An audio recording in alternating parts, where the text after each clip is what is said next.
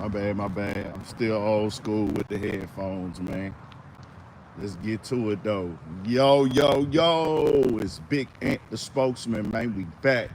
Another edition of Urban Politicians TV, UPTV. Make sure you stay on your pivot at all times, man. Had to come tap in. We outside with it. H-Town, Texas once again. Came to spill the real, keep it all the way trill. Y'all know the deal, man. It's a beautiful day in H-Town. We is officially back to that season where it is hot, humid, and you is gonna sweat. We ain't tripping, man. We gonna do whatever we gotta do in any weather. My nigga Birdman say, what Beatrice say, flying any weather, playboy. On Miss Gladys, man. Don't live Miss Gladys. Shit show, man. We outside with it today, though. I was trying to get this started before the Lakers game. So I know more people gonna be watching the Lakers and Wolves. I know the Knicks is already playing. Most definitely a good series over there, too. But I know most people is going to be checking out that Lakers game. So I was trying to get this live actually started an hour ago. But I wanted to make sure I come tapping in with the people and keep y'all updated on everything going on. And also what I'm doing with the channel. I am going to still be going live on the channel when I'm doing stuff like this outside, exercising, just keeping the blood flowing a little bit. We ain't going too hard. There's somebody out here right now. He really getting the work out there. Salute to that brother. Respect. But I want to make sure I'm still coming and tapping in and connecting directly with y'all. Let y'all know what's going on. We do got the Patreon. Let me explain that. I'm going to keep reminding y'all that. Go over there to the Urban Politicians TV Patreon. Patreon.com. Patreon.com, search Urban Politicians TV. It'll come up. Go turn it up. I got content coming over there. My bad, I'm a little bit delayed, but it's gonna be dropping.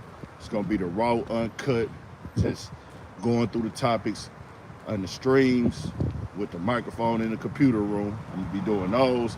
And I'm gonna also do other videos on topics that I don't have time to cover on the channel, or just because they're gonna get more in depth.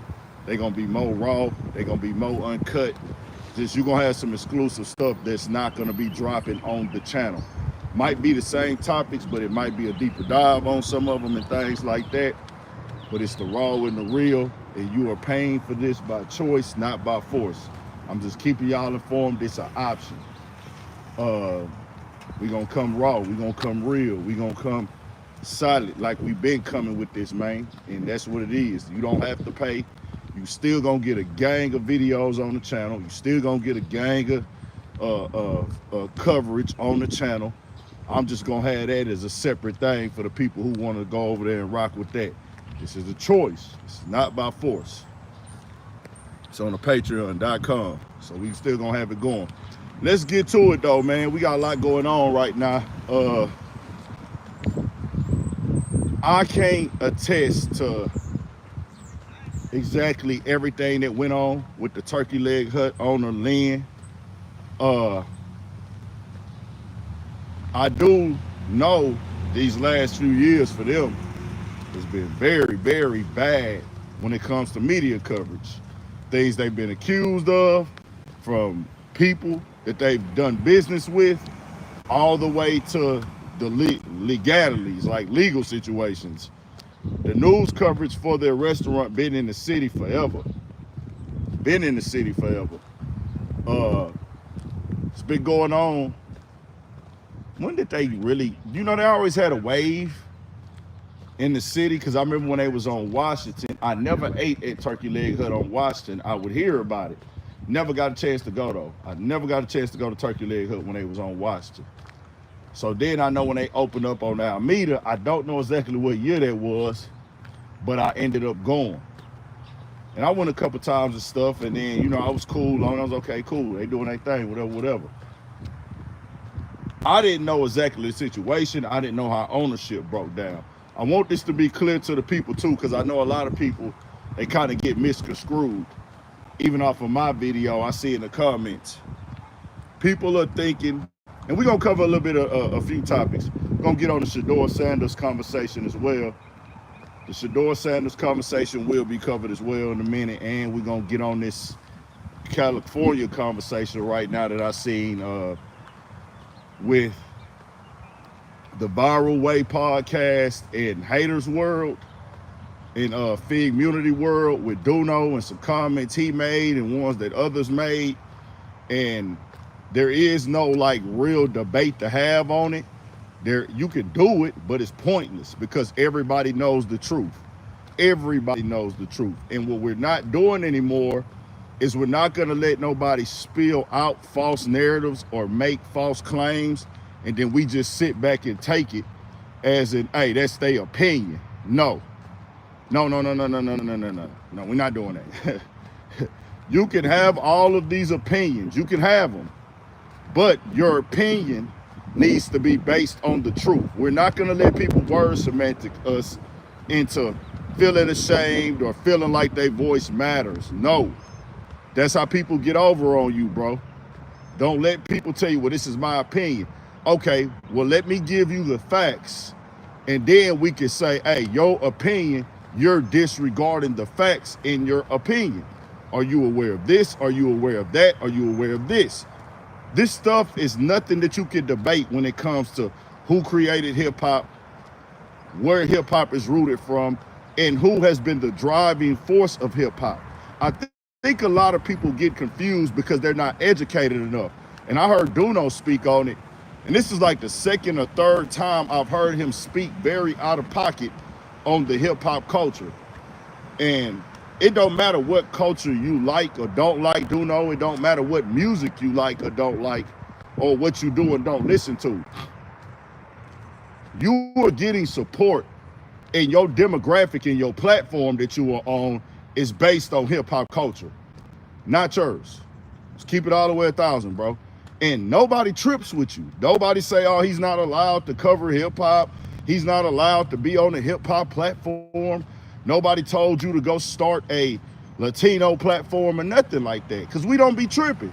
But when you come out and you speak out of pocket, dude had the nerve to say, and I'm not quoting them directly, so I don't, because I know they like to do little petty, pathetic, low-hanging fruit word semantics to try to pick you apart.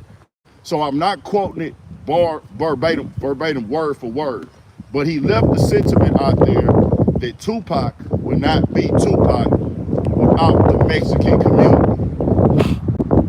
Then he brought up that Tupac had a Mexican producer on one of his albums. Or somebody, I don't know if that was Duno or the other guy. One of them brought it up, so don't hold me to that, but that was stated. These guys have lost their mind. Let me be real with y'all. Most of the people that listen to Tupac were not listening to Tupac because of simply he had good beats. The beats were quality. The beats were good. They were mixed well. It takes a collaborative effort.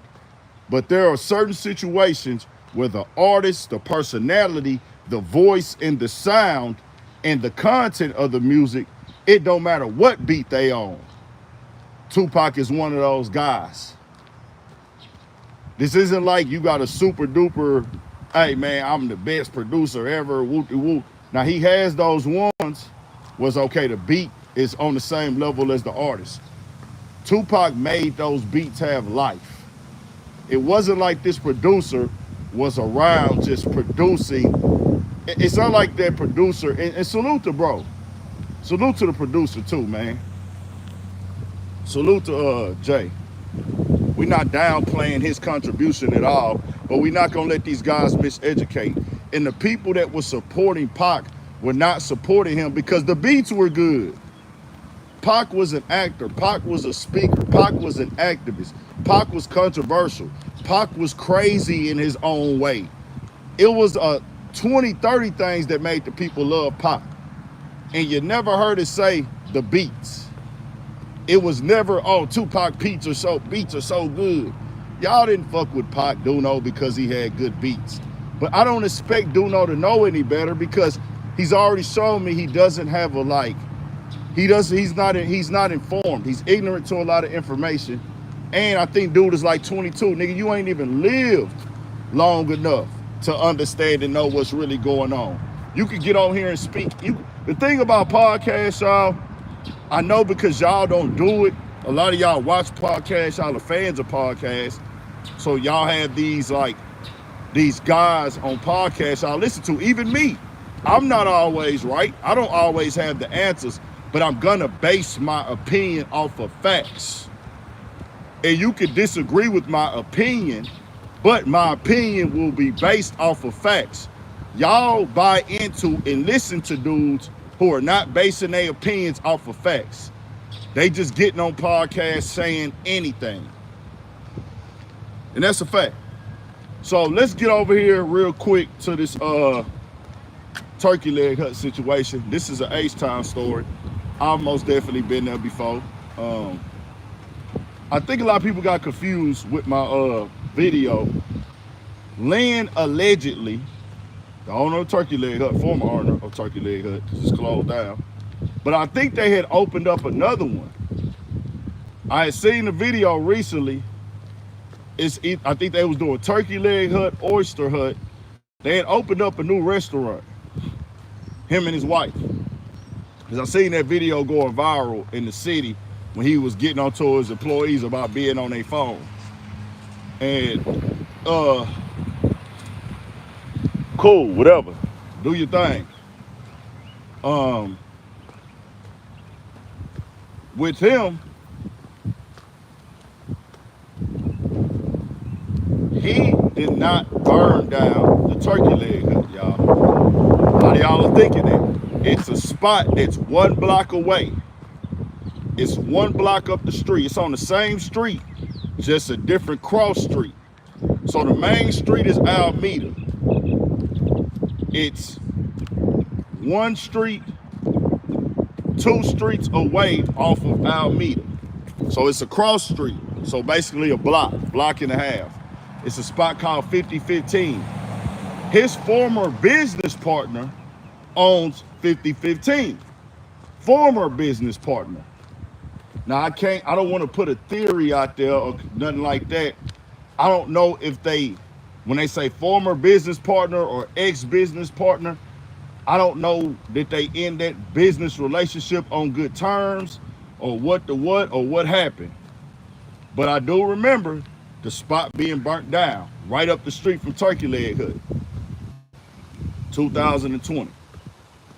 So that spot was burnt down, 5015. That was not Lynn's business.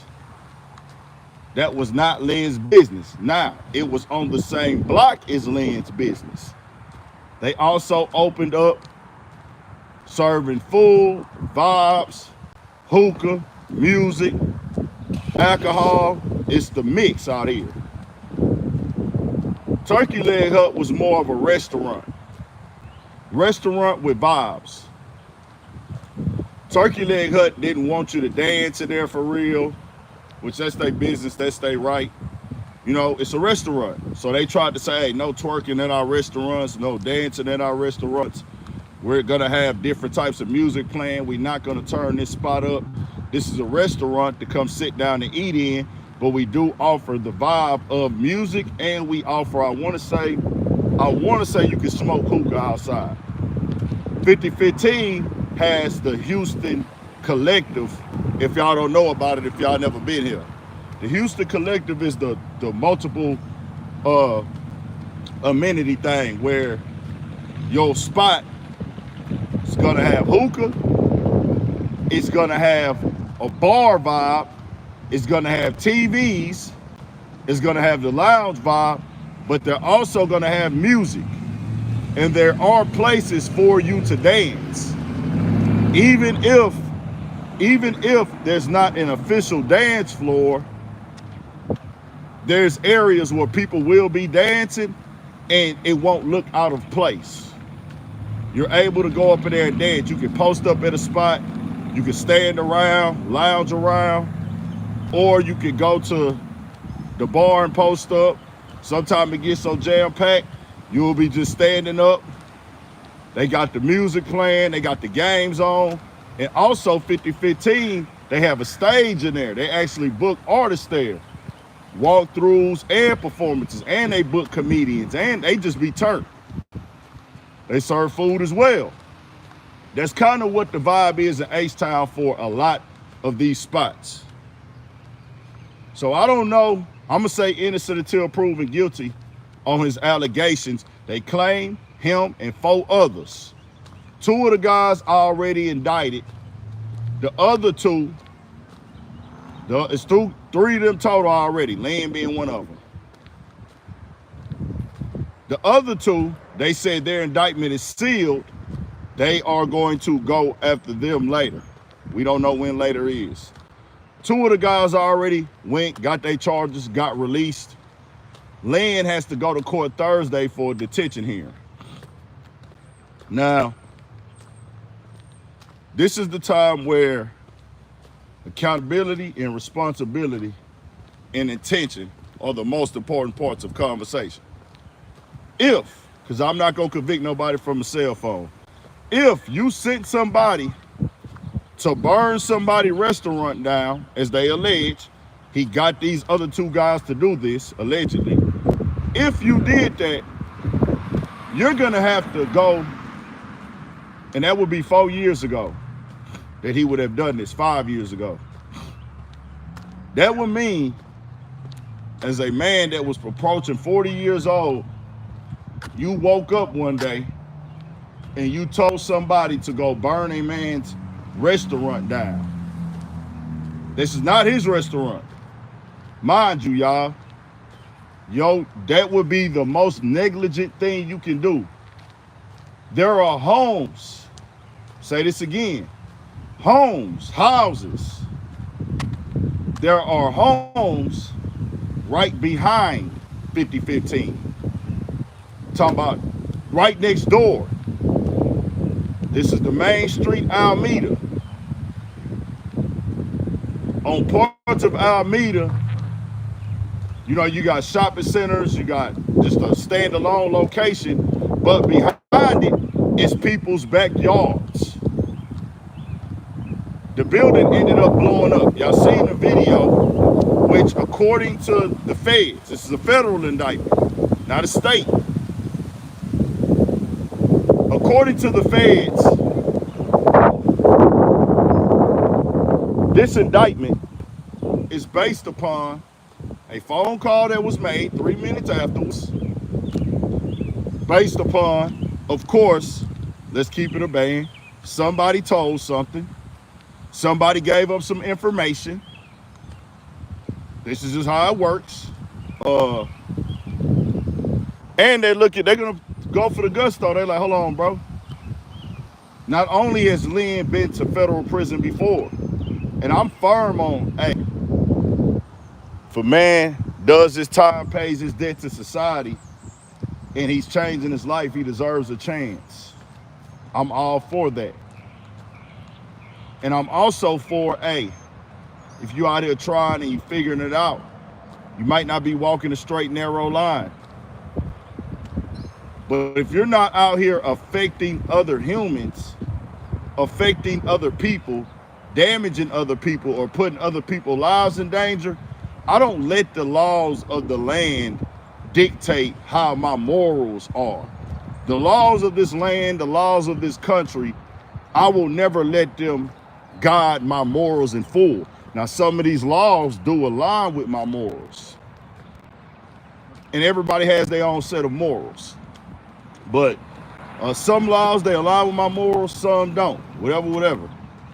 But if you're not out here intentionally damaging or hurting other people, other humans, hurting other humans, financial situations, and doing things to like tear other humans down or hurt other humans' life in the physical form or life form, whatever, do what you do. But if you out here burning up buildings, blowing up buildings, which he didn't, if you gonna set a fire, it probably didn't cross their mind that the building would explode. They probably thought, hey, it's just gonna catch on fire and burn down. And hopefully it'd be enough damage to do what we trying to do. But that's not what happened. That's not what happened. The building blew up. So all that's gonna be taken into consideration. They on video. One of the guys, and I'm not throwing no jacket on, bro. We not insinuating nothing. One of the guy's lawyers was on camera. They said that he also has a federal case in Mississippi.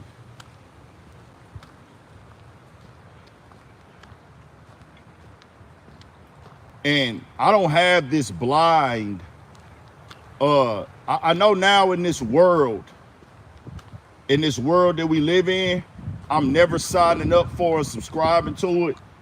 I don't care who it is, and I'm not convicting nobody of nothing. Innocent until proven guilty to Lynn and the other 4 guys. But if you're out here burning down other people's businesses and putting people's lives in danger in your 40s, I'm not finna come on the internet and say you a good person, my nigga. I don't care what nobody say.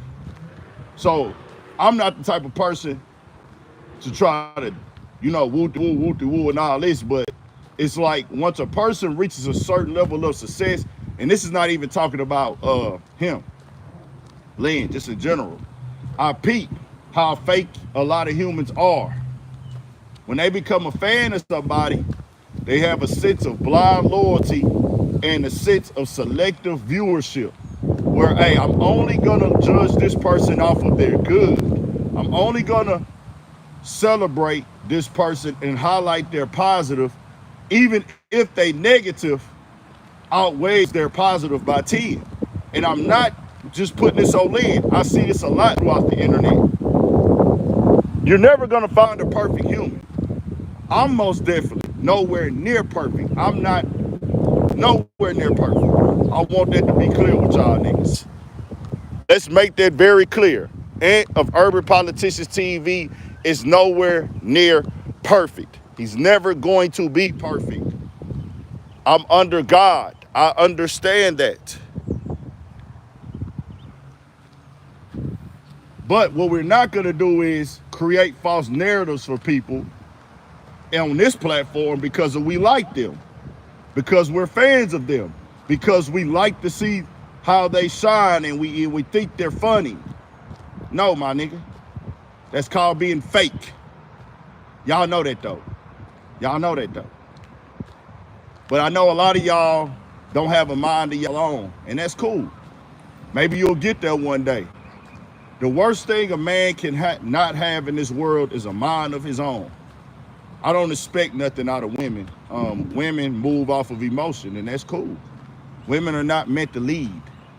As a man, you should be able to lead. Let me say this again.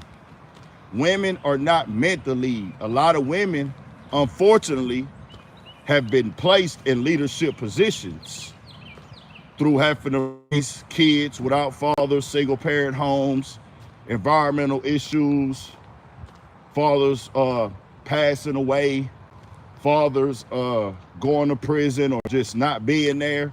So a lot of women have had to adapt and become leaders and heads of household. Women are not physically or emotionally built to be leaders. They not. I don't care what women got to say.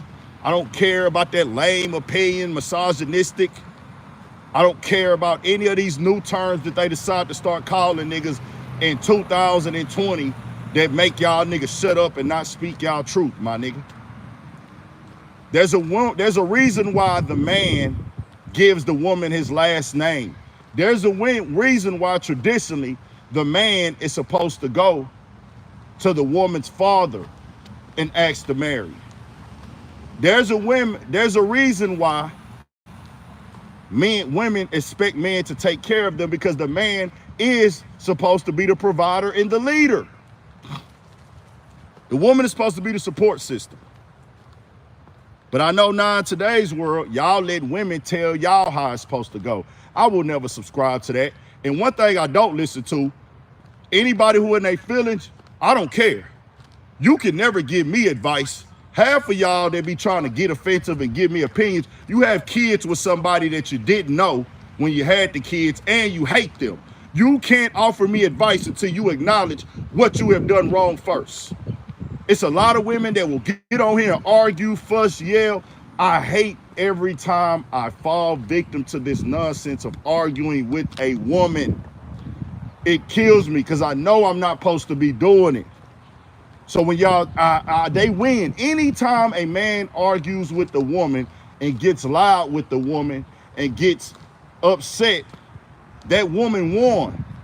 You're never supposed to ever let a woman get you upset. You're never supposed to argue with the woman. And I've done it so much in my life, and I hate it. It disgusts me, nigga. It really disgusts me that I have argued. Like, what did I gain from this? What did I gain from that? That go for niggas too.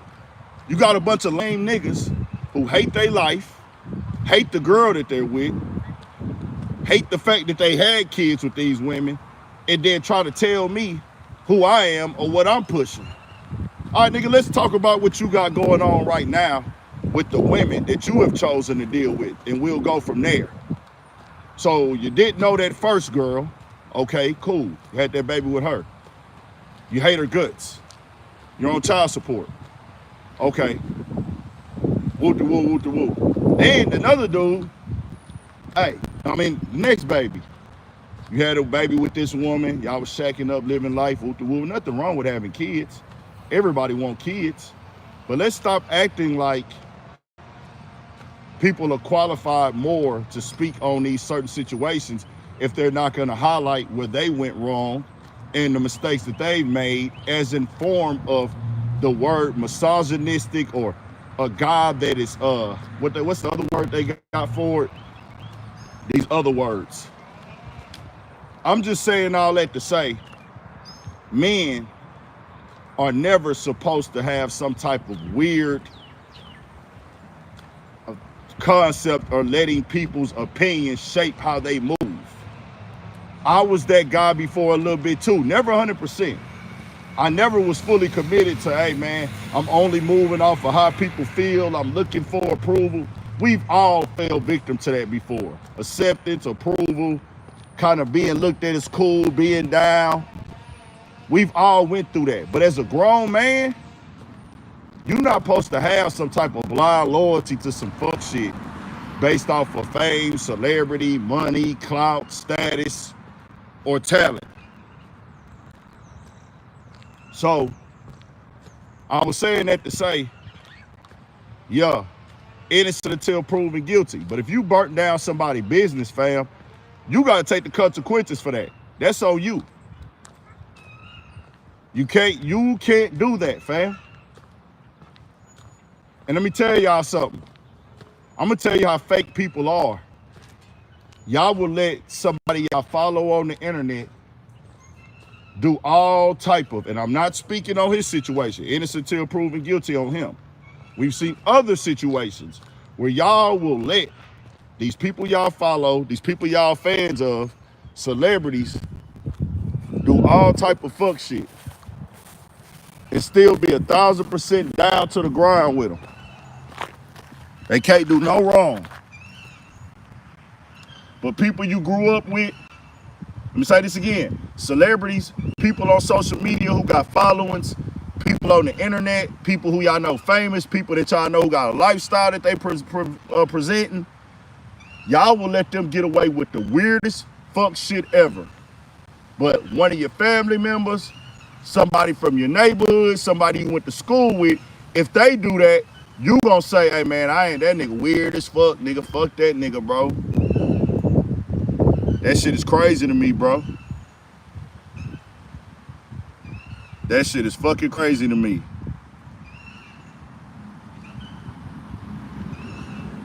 Boy, YouTube sitting up here playing with y'all, boy, man. Yeah, that celebrity shit don't override all with me, bro. And like, I want this to be clear as well. You are never going to find the perfect human. You are never going to find the perfect leader. There's nothing. It don't exist. Everybody who is in a position is going to come flawed. Everybody. See, a lot of people, they build their stuff off of trying to tear everybody down or nitpick or pigeon pick out flaws and character issues. Whoever said that there's going to be a perfect human? No leader is perfect. No human is perfect. So I'm not saying you need to be squeaky clean. I'm not saying you have to, you can't have trials and tribulations and wrongdoings and mistakes, nigga. You're going to have that. But at the same time, you have to understand if somebody's still living in that type of manner that they will hurt others, tear others down, possibly put others' lives in danger and try to take somebody else's livelihood away, that's not a person who is showing you that, hey man, I'm really the guy that y'all supposed to be supporting and praising. And this is not street stuff as far as, it's street stuff, but it's not. Arson, these are business owners, y'all. These are not rappers who came in the game for gang banging because they gonna have violence. Let's stop playing dumb. If you're a gang member, you're a street nigga, you have enemies before you started rapping, and y'all bring that into rap, that's not gonna stop. So there's always gonna be an issue and a possibility for violence there. Let's stop playing stupid for these narratives. I know people like to point everything out to rappers. For my stupid black people that I love y'all stupid black people. I love y'all because I get to wake y'all up. Ask yourself, know in America, there are 40 million plus foundational black Americans. 40 million plus. 40 million plus black Americans. Out of 40 million plus black Americans, how many of them do y'all think are rappers? Somebody give me answers. How many out of 40 million plus black Americans, we just know we over 40 million, it might be 43 to 46. You know, we don't really fill out the census and stuff like that. So there's a lot of us that's not really in the population pool, but it's 43 to 46 of 40 to 45 million of us in America. How many of us are rappers out of our community? It's a very, very low percentage out of 40 million. Very low percentage. But they will make you think that every young black man in America, everybody that's black from this age, from 16 to 35 is a rapper. That's what they want y'all to think. We all on that. We'll go even one deeper. Out of 40 million black Americans, how many of us are gang members? The population is very small, bro.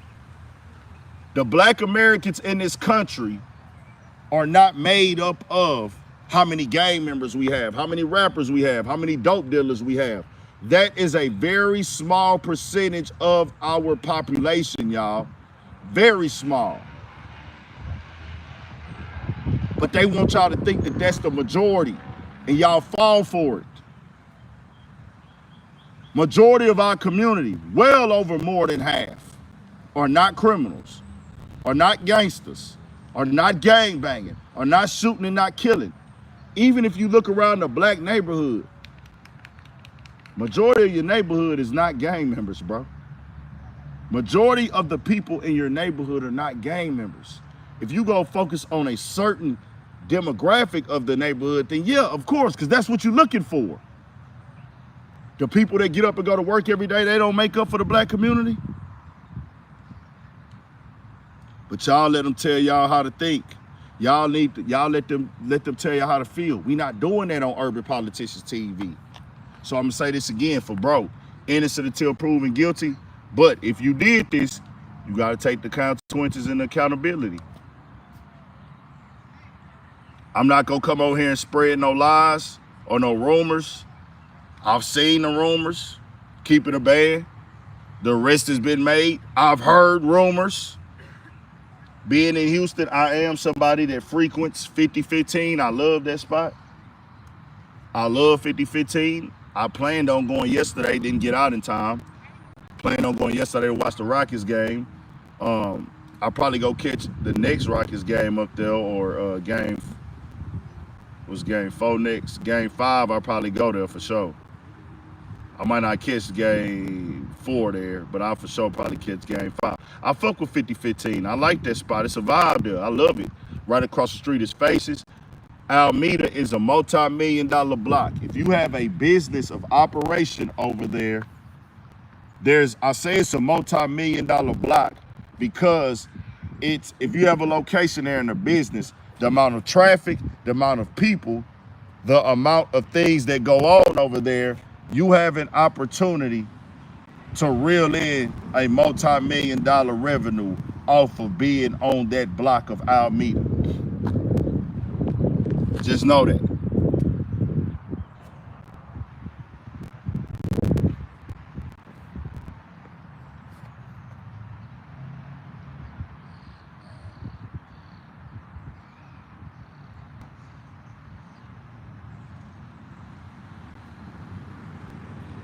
So Alameda's a lit block. But if you go burn down somebody's business, man, I'd be crazy to get on this internet defending you, trying to act like da-da-da. I have to wait till the facts come out. I'm not going to report. I've heard rumors, but that's not going to make me say you're guilty. But one of the guys that's on this case, y'all, they are claiming he has another case in Mississippi. And his last name is Price as well, if I'm not mistaken. And to bro and his people, I'm not convicting you of nothing. I'm not saying you did nothing either. But the way his lawyer went to the media, she said others influencing others, and this is what happened. My client being around the wrong crowd, and I know a lawyer is supposed to say whatever to the media. She's supposed to say you're innocent. But when the lawyer starts talking like that, it's almost like she said you're guilty, but you were around the wrong crowd. Am I right or wrong? Let me see if I still had that on here. Let me play that for y'all. Y'all listen to it. This is what the lawyer said on the news. And that just sounds like, and I'm not saying this is true, I'm not confirming this to nobody, this is one of the other guys. It sounds like he's telling her client. I mean, it's on the news, my nigga.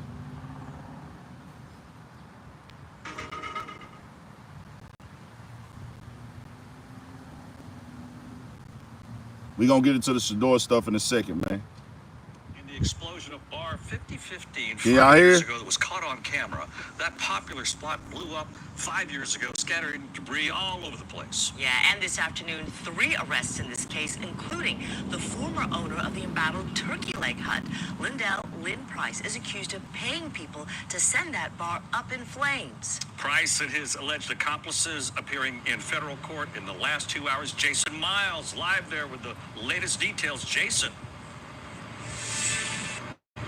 Hey there, guys. Yeah, I just got word that Lynn Price will be held in federal custody until a detention hearing next Thursday. Meanwhile, Lynn, big explode others to pour gas in the bar and set it on fire. In a separate incident, Lynn Price accused of paying John Lee Price and others to set fire to a stolen car. We spoke with John Lee Price's attorney just a short time ago. Here's a little bit of what she had to say. This is a classic example of being very mindful of the company that you keep. Sometimes the company that you keep can get you in trouble. I'm gonna play that again. Price accused of paying John Lee Price and others to set fire to a stolen car. We spoke with John Lee Price's attorney just a short time ago. So you got Lynn Price and John Price. They're not related. They're not family. They just have the same last name. Now Lynn, they didn't talk to his lawyer. They talked to John's lawyer. Here's a little bit of what she had to say. This is a classic example of being very mindful of the company that you keep. Sometimes the company that you keep can get you in trouble. John Lee Price is also facing federal charges in an unrelated drug case over in Mississippi, which his attorney did not want to discuss. If convicted, all 3... So, with that being said, when your lawyer goes to the news and say that, when they also say a phone call was made 3 minutes after, they got these details now all of a sudden, your lawyer say, watch, my client was not watching the company he keeps. She didn't deny that her client had no involvement. You get what I'm saying? She didn't say, hey, my client is innocent. My client didn't do nothing wrong. My client has been drawn in simply because he associates with other people. She just said, hey, watching the company he keeps. He also has a drug case in Mississippi. What is everybody watching that going to say, y'all? What is everybody watching that going to feel? That's why I do tell y'all it's best to be quiet. Just don't call in speaking on no cases. Even your lawyer, she don't need to give too much of a case if you don't want a speaking thing. If she don't need to speak too much on it if you don't want a perception placed on you. Just saying. Lynn is facing 25 years. That'll be the max. I don't know how it works in the feds because he's been there before. So he does have points already accumulated on his record. So they're gonna go for the higher number on him. Arson is very serious everywhere, nigga. The feds do not play about arson, bro. They don't. But what you heard, they don't play about arson.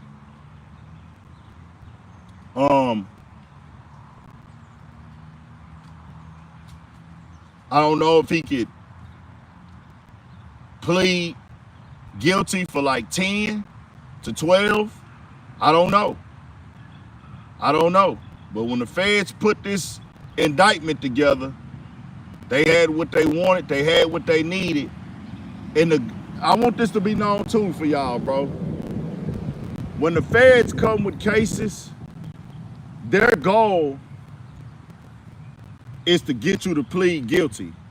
They already know how much time they want out of you. They don't want you to go to trial in the feds. They want you to plead guilty.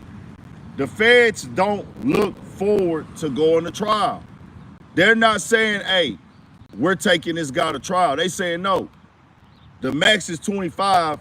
They know what number they want for these guys already. Their goal is to present you all the evidence and say, hey, go ahead and plead guilty right now. Just saying.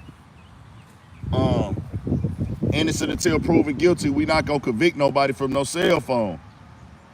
It's just not a good look. It's very bad. I did not get either a clear-cut motive. I heard one of the news reports, they were saying that the prosecutors was putting this off as greed, jealousy, and things like that in one of the write-ups. But I didn't get a clear-cut motive from the reports, and I didn't go back and look up any updated reports. But the other case he got, the other count of arson, he paid the other guy to burn a stolen old school Chevy Nova, a 75 Chevy Nova. He paid a guy to burn that car allegedly. So that's the other, him and the other guy. They facing 25, everybody else facing up to 20.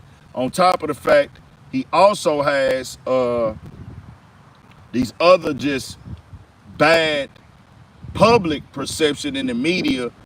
Y'all have seen it, bro. If you go look up the Houston news channels, there's like 100 videos, bro, surrounding Turkey Leg Hut. There's 100 videos surrounding Turkey Leg Hut, just complaints. At first, the people around the neighborhood were complaining about the smoke. That was big in the city. The city supported, like, hey, bro, nah, y'all not finna close Turkey Leg Hut down. Man, we rocking with Turkey Leg Hut. That's a staple in the city. We rocking with them. So that. Then it turned into complaints on the news. Lynn allegedly beating up people, getting into it with customers allegedly. Then also the bankruptcy stuff, the owing money, owing the food companies that they were ordering food from money, not paying the rent. then taking loans out from people. There are several people that are not celebrities that they took big loans from allegedly, or his wife did. Then his wife came out and accused them of abuse and being just all these other things. And man, workers were not getting paid at one point. It's just a long list of stuff on that place. So we just gotta see. We just gotta see. I'm gonna say alleged on everything. We ain't convicted nobody, but that's what that is. Let's move on to Shador Sanders. Let's move on to Shador Sanders. Drafted, what, 5th round, 144. He will be the 5th quarterback on the roster for the Cleveland Browns. 5th quarterback on the roster for the Cleveland Browns. Yeah, I'm in Houston. That would make him 5th. Deshaun Watson's on the injury. Flacco there. The other guy there. They drafted Dylan at 94. And then he's 5th on the roster. So Shador Sanders, most deaf.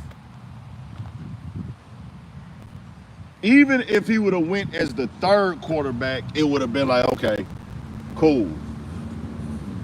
I'm not finna come on here and sugarcoat nothing. Is Shador Sanders does he have all the tangibles that all the quarterbacks, that the prototype quarterback that the NFL wants?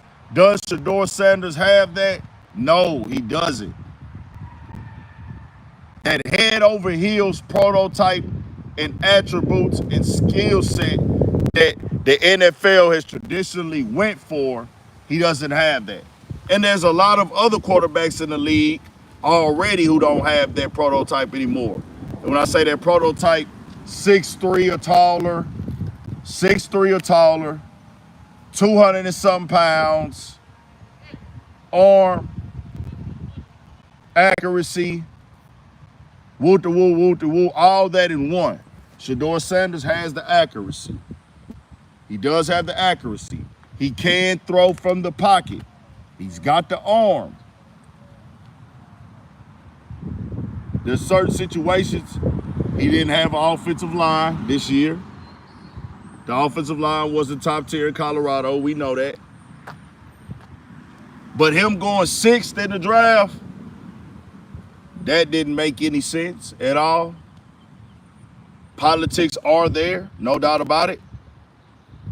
There's always been politics before this. Now, what people are saying is that, people feel like the NFL made this decision like, hey, bro, we don't want them. Too flashy, too cocky, too arrogant, too much media press coming with them. We don't want that in our locker room. And I do want to say this. The NFL is supposed to go with what's going to win. They're supposed to go what is going to add the most value to their team. No doubt about it.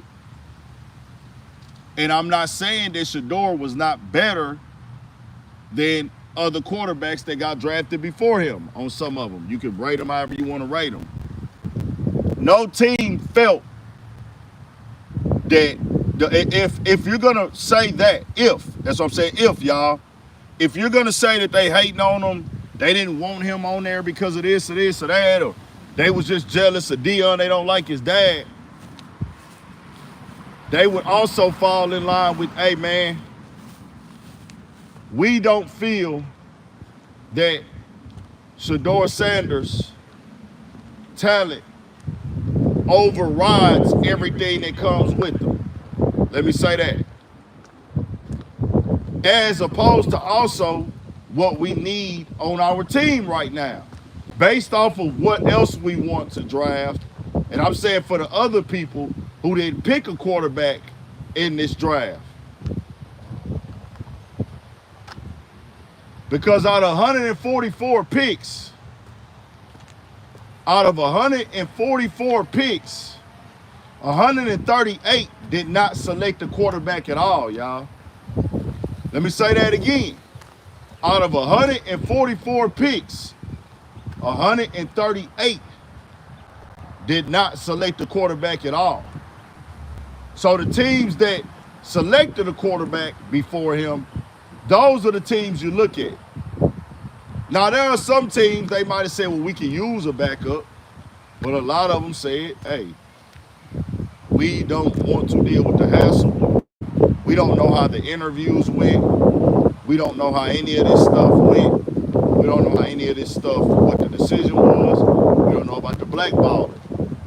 I'm not going to come on here and say it's 100% confirmed, but we do know Dog was not number 6 out of all those quarterbacks drafted. So it's some stuff going on, most def. But I got to say congratulations to Shador Sanders and Shador Sanders and the entire Sanders family. I have to say congratulations to everybody that got drafted. Congratulations to Cam Ward for going number 1. Just to have your phone called and your name called is big. Cleveland, y'all getting another shot. Y'all had Johnny Manziel, Cleveland. Y'all had Johnny Manziel. Y'all had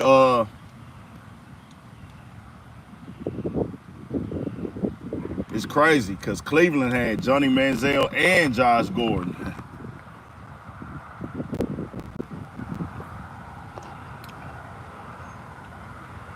There's a lot of hype around them. It just depends, man. You know, even when Tim Tebow got drafted, right, he did go first round. It was late first round for Tim Tebow to the Broncos. A lot of people swore that Tim Tebow was supposed to go in the top 10. Those were like casual fans. But a nigga knew, like, bro, Tim Tebow is not a traditional NFL quarterback, but he still landed. And he really got drafted as a multi-purpose player.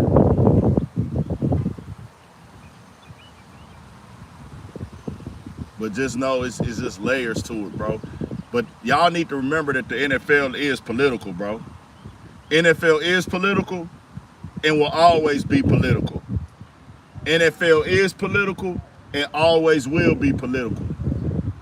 I tried to tell y'all this when they was doing the Super Bowl stuff. Y'all didn't want to hear it. Y'all don't like the truth. But I'm not going to come on here and lie to y'all. I told y'all, bro, the NFL don't care about how you niggas feel. It's a business. Y'all be sitting up here thinking that everything is organic and everything is fair and everything is who's the best player and who's this and who's that. No, nigga, I told y'all that this is a business.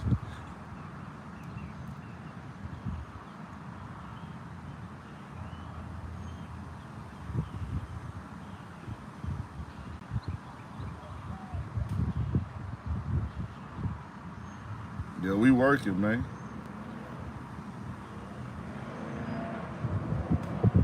Y'all tried to come tell me, oh man, the Super Bowl this, and that's why I told all them niggas in New Orleans, right? And not just New Orleans. We had people in New Orleans. We had people in New Orleans who spoke facts as well.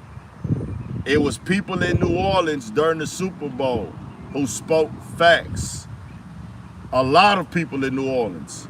But it was also a lot of people having this blind loyalty to New Orleans, like the Super Bowl at halftime was ever about how you niggas feel. The Super Bowl is about what you niggas care about. No, nigga. The New Orleans is not, the Super Bowl was not in New Orleans so people in New Orleans can go to the game. Y'all need to understand that. When they have a Super Bowl in your city, the Super Bowl is not in your city because they care about, hey man, I want to be able to go to New Orleans because of this or that.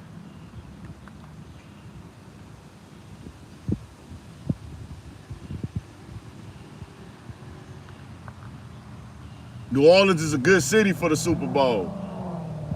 Everything is right there downtown. They have a dome, so that it eliminates weather issues. They have gambling, and it's a 24-hour city. That's why Vegas is a very good city for the Super Bowl. Miami as well, because of the weather. In Miami, because of the weather.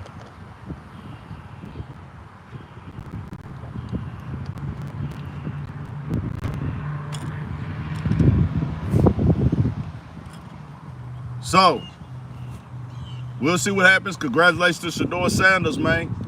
We know that bro wasn't sixth in the league. We know that. It ain't no sugarcoating that. We know that, like, hey, man, y'all could have really went on ahead and threw bro in there at this spot, this spot. He could have went fourth or third. Now, he got to come on the team as a backup now. He now has to come on the team as a backup, no doubt. He got to earn his spot now. But he'll be all right, man. Congratulations to Shedeur. I got faith in bro. I believe in that nigga, man. A lot of teams now are running system-style offenses. And you get your quarterback and you run your offense off of your quarterback's strength. Example, Russell Wilson, that worked for the Seahawks. You have to have a complete team to get a Super Bowl championship regardless. Let's keep it a band. Tom Brady, leader, quality, understanding what it takes to win and know what had to be done to win. That's why he was able to win again after he left the Patriots. That's why he was able to win again after he left the Patriots.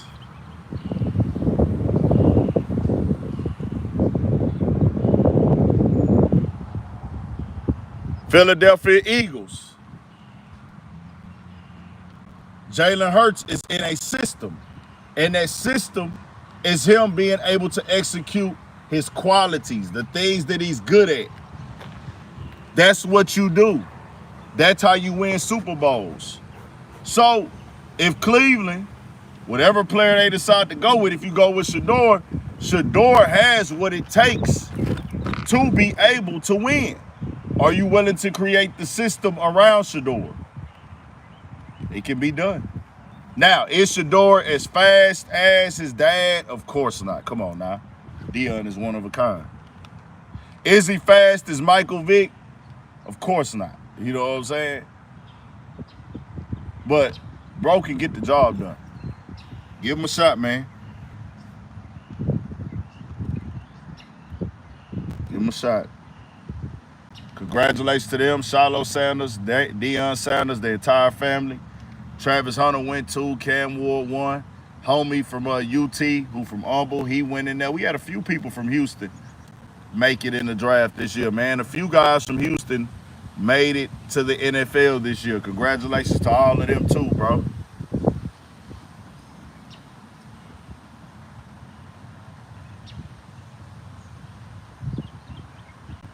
Charlo went to Tampa Bay. Charlo went to Tampa Bay, man. Shout out to Charlo, man. Charlo went to Tampa Bay.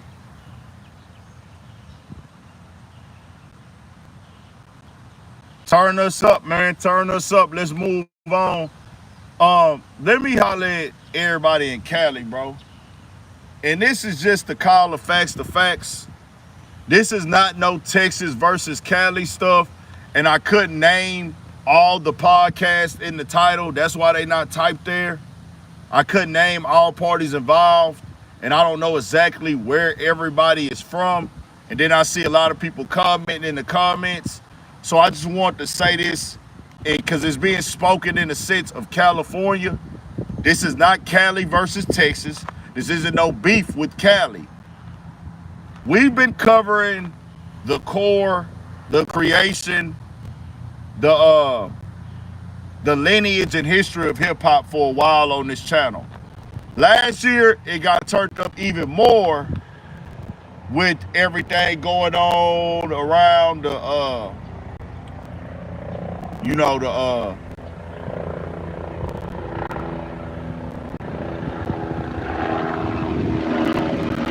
hold on.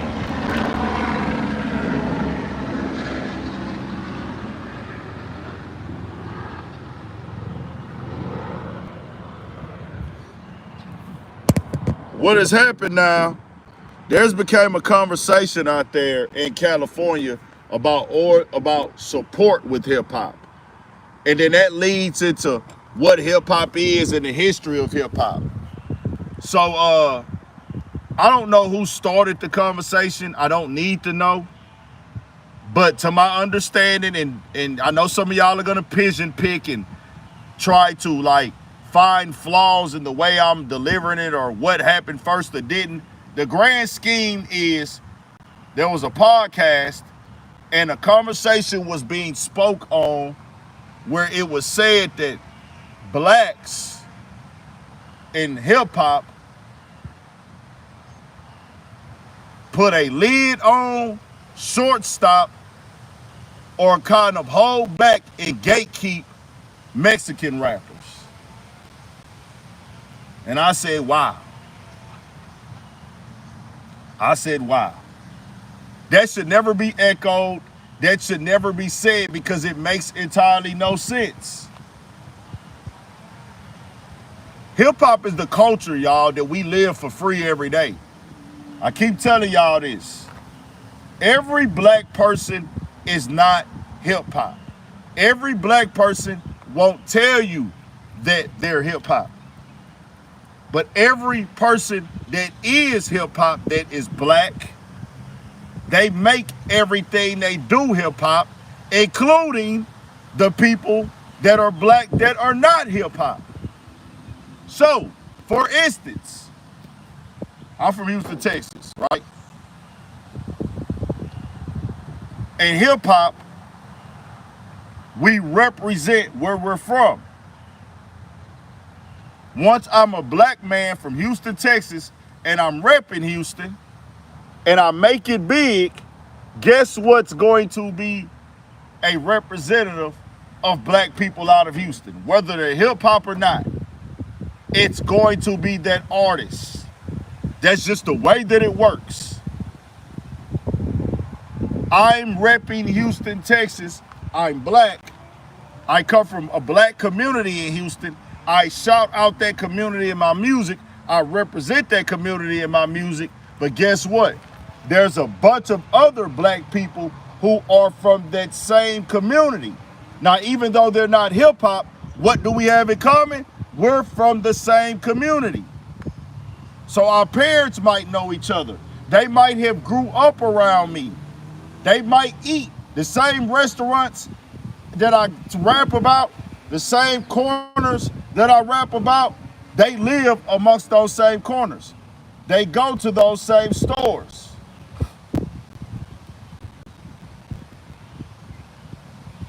All of that.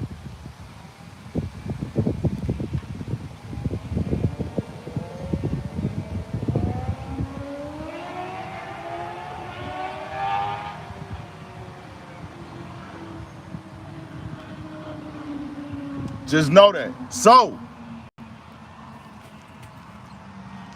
the representation of hip hop represents the black community. It's something that represents.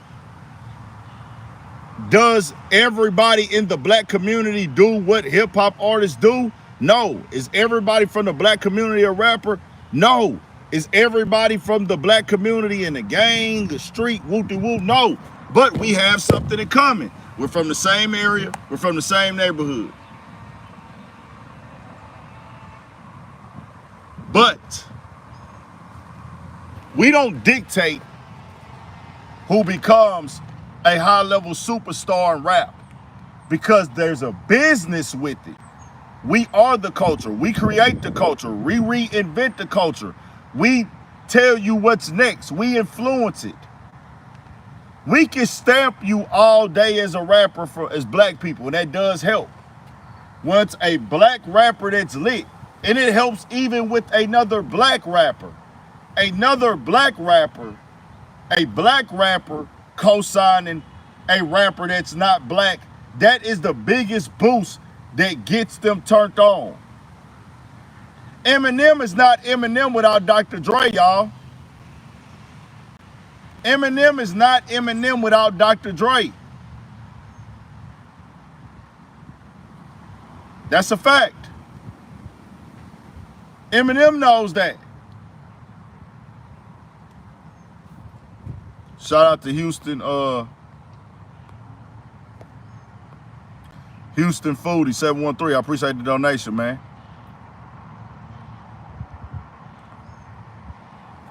So just know, we stamp and tell you what's next. We the trendsetters, we the influence. You can't find a lit rapper who didn't come up in the ranks and get stamped or co-signed by some type of black influence or a black artist. It just is what it is. It just is what it is. And it's not like black people be saying, oh, you can't rap if you're not black. You can't rap if you're not from the hood, or you can't this, you can't that. It's just when somebody says something out of pocket, we got to call it out, man. We got to call it out. We have to. So when you talk about gatekeeping, fam, are there gatekeepers in the game? For sure. But the way it was said, that's coming off as you're saying that blacks are holding Latino rappers back in California, and that's not the case, my nigga. And it's never been the case. We don't even own the record labels. Let me say this again. We don't own the record labels. We don't. Do we have our own independent record labels in the country? Yes. But do y'all know how many black rappers want to make it and never make it? You know how many black rappers have been rapping for years and never got an inch of success? A lot. There are way more. For every rapper you see, there's 100 rappers that didn't make it. For every rapper you see is successful, y'all. For every black successful rapper, for every black successful rapper, there's 1,000 black unsuccessful rappers.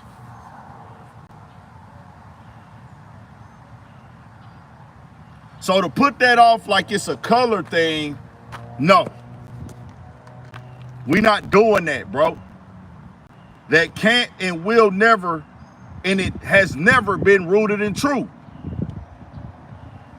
If your music is hot, the people will gravitate toward it. But you also have to spend money in marketing. If you're not putting the money to marketing, it's not going to hit. It is what it is. And what the Hispanic guys who said that, what they have to know and understand, the Mexican guys that said that, y'all and whites are the biggest consumers of the music. Whites and Hispanics. Y'all are the biggest consumers of the music. Y'all spend the most money on the music. This is a fact. The black people can't hold y'all back if y'all own people are supporting the music. It is what it is. So to make them type of comments, they have to be debunked. They have to be pointed out as false, and they're ignorant and they make no sense.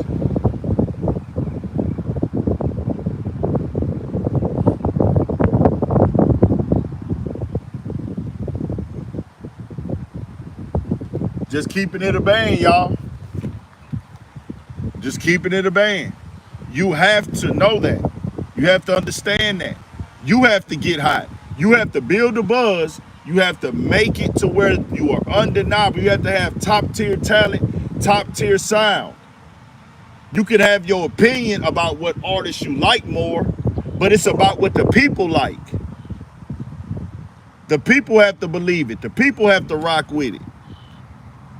If the people don't rock with it, the people don't believe in it, it is what it is. And you got to get your people behind it too. Just saying.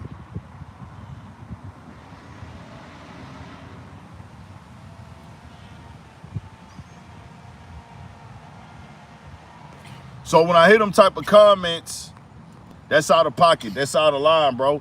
We don't push hate on no race. Our people don't tell us to hate on no race. Our parents and grandparents, they have never raised us and taught us to hate another race or another group of people. And y'all know this, y'all understand this, and we know this and understand this. So why would y'all come on these podcasts and even act like this a thing, like we closing the door on Latino rappers anywhere in the country? I'm not in California, of course, and I don't care what 1 or 2 people said. I don't care what 3 people said. It's millions of black people in this country. It's millions of black people in California. If one person got on the podcast and said one thing, or may have been in the past or in the comment section, you know we have never shown that energy as a whole towards no people. So to try to sit up there and act like this is a thing that exists, it's foul.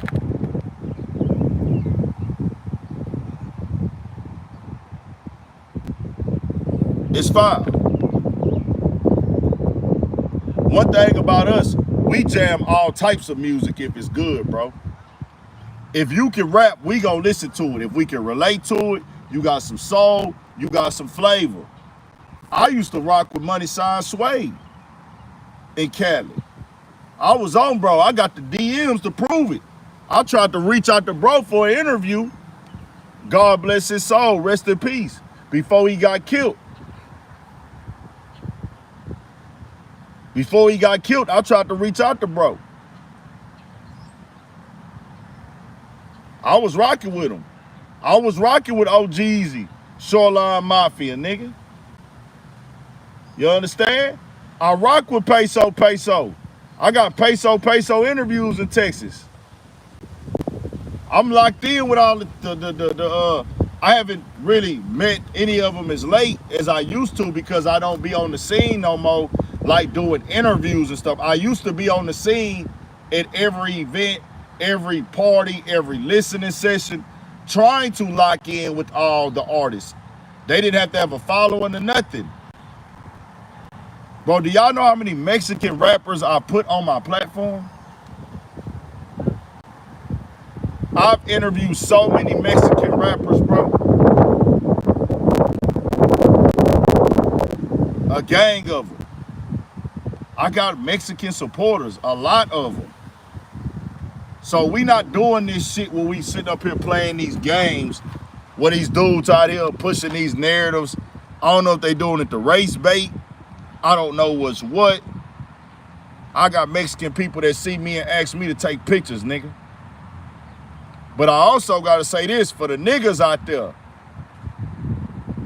Just because you have a Mexican fan base, if they're real fans, you should be able to tell them the truth. And for the guy Duno speaks very ignorantly a lot. He says a lot of things that makes entirely no sense and a lot of things that are not true. Why does he do that? I don't know. Hold on real quick.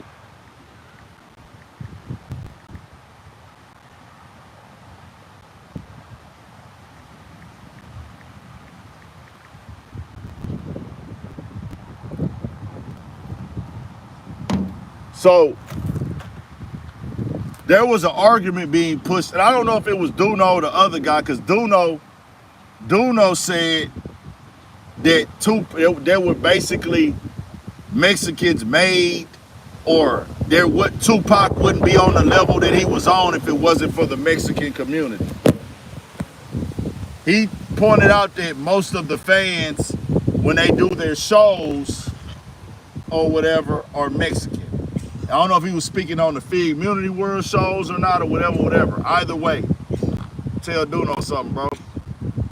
At the end of the day, you know this is not your first culture. This is not your first reflection. Duno is somebody who has went onto that podcast before and said he doesn't even listen to rap. He said that. I don't even care about rap, and I really don't even listen to rap. Do you know how crazy that sounds?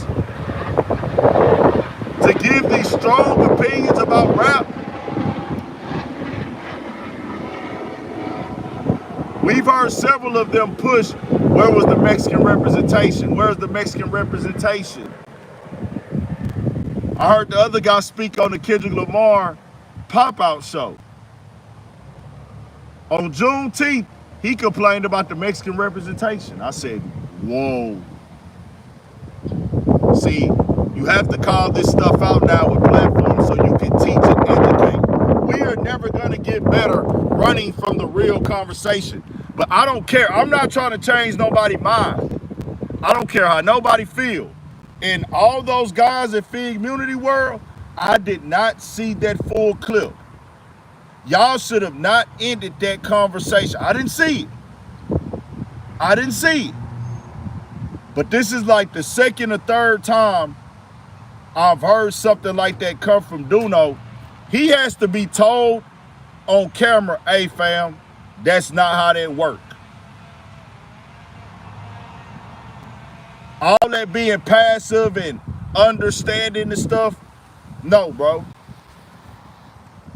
Person can feel how they want to feel. They can have an opinion, but as black men, you have to speak to our lineage, our history, and our culture as, nah, bro, you're not putting that off on us. Or you're not gonna come on here and say Tupac wouldn't have been where he's at without the Mexican community and push this angled narrative because he had a Mexican producer on one of his albums. Shout out to Johnny J. Is Johnny J still alive?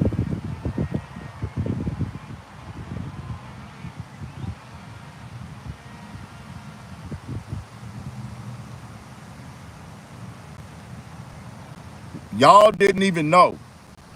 The Mexican community, they didn't know that Pac had a Mexican producer. They didn't listen to Tupac because he had a Mexican producer. They didn't. Would y'all disagree or agree with that?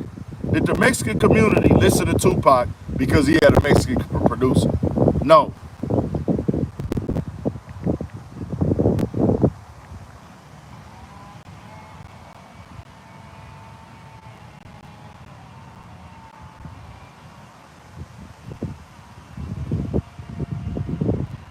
Johnny J passed away. God bless his soul, man.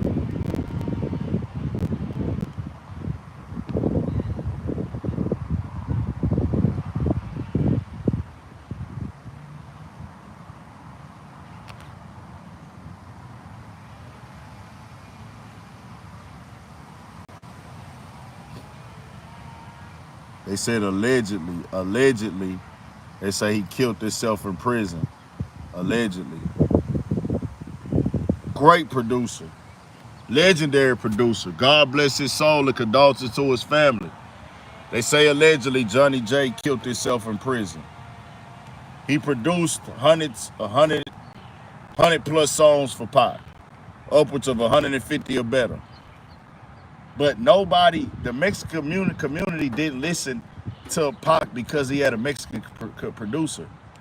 There wasn't a Mexican sound as in, hey, we can identify this as Mexicans. Like, hey, I'm a Mexican man and I can identify these Tupac beats as Mexican production. Let's get the fuck out of here, bro. Get the fuck out of here.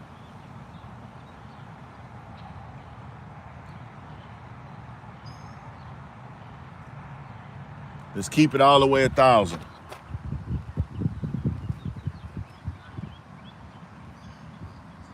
So salute to the Viral Way guys for standing up on this. This is crazy. Bro, I probably could guess that there's more Mexicans in Cali. Because a lot of people don't know, bro. It's more Mexicans in Houston than it is black. Let me say that again. There are more Mexican people in Houston than there are black. And I can imagine in the LA area, in the California state, there probably has to be more Mexican people there than black. And y'all have to know that, yeah, y'all might like the artists around y'all music, Y'all might listen to it. Y'all might think it's a vibe. Y'all might think it's good, and there's nothing wrong with that. You might feel that these artists in LA or the LA area or the Southern California area or Northern California area, you might think that, hey, these artists are just as good as these other artists that's in the game. But does the rest of the country feel that way? See, y'all got to do better at marketing and getting outside of y'all city. Y'all got to take it up there. You can't look at the demo. Oh, I want to compare it to him. There's other cities that are full of black people that they don't relate to that music. That music is not appealing to them. They're not saying, hey, I'm not listening to you because you Mexican. Nah, if that song jam. Certain songs, I hear them the first time, I love them. And I don't even know that the guy be Mexican. Like the first time I heard Lil Maru. When I heard Lil Maru, I didn't know that he was Mexican. When I heard Lil Maru, I was like, damn, I didn't know that nigga was Mexican. I was on that nigga shit ever since after that. I knew Money Sign Sway was Mexican, but I rocked with bro. God bless him. Might go put that nigga in the playlist today. California got 15 million Mexicans. Okay. So think about it. If y'all got 10% of the Mexicans in California to support the artists,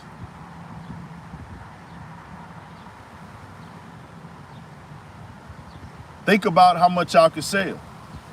Just saying. So you got to talk to your own community, bro. If y'all are putting music out there, y'all got to get it to y'all community. Y'all got to make them support it.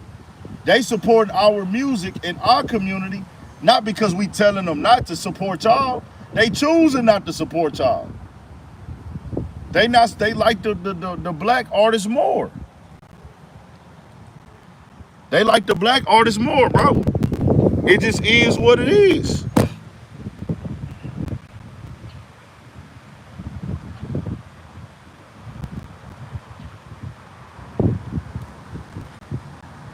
We got an event to go to today too as well, y'all. Stop the put the guns down event.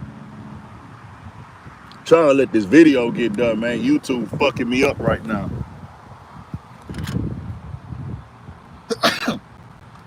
YouTube been putting your boy through the ringer these last few days, y'all. They been really playing with a nigga. Boy, it's crazy. Too much to explain. We ain't tripping though, because it's still a blessing to be on here and do what we do and be able to work in my culture, speak on my culture, be a voice in my culture. But one thing I do understand and I respect about the Mexican community that we lack is their ability to stay on code.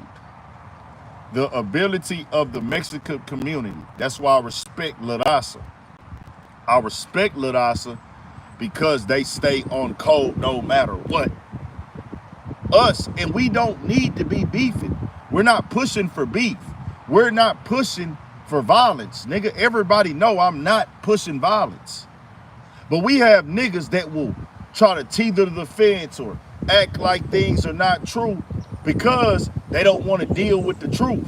They don't want to say the truth. But in the Mexican community, they gonna ride with theirs, bro, when it's time to ride. They ain't trying to hear it. They'll just be quiet. They'll just be quiet. I'm not gonna speak on it. But us, we will go defend disrespect. But I don't expect AD, T-Rail, and the other guys at Fig Community World to go. Dude knows they co-host, and they showed me that they not on that. I didn't see the clip. I don't know if they told him, but nobody in LA should be feeling a way about no nigga in LA saying black rap is black, blacks created rap, and nigga, we not gatekeeping y'all culture. You shouldn't even get an attitude about that. Guno shouldn't have no attitude about that. Bro, do you know how much of a slap in the face it is to say, I remember when he worked at the radio station. This is when I used to watch it a little bit more back in the game. Nigga goes to the radio station every day, but says he doesn't listen to rap, says he doesn't listen to rap, he barely even knows the rappers, but he has a job at a hip-hop station.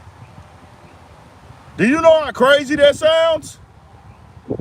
He eventually quit, to my understanding, or he left, whatever.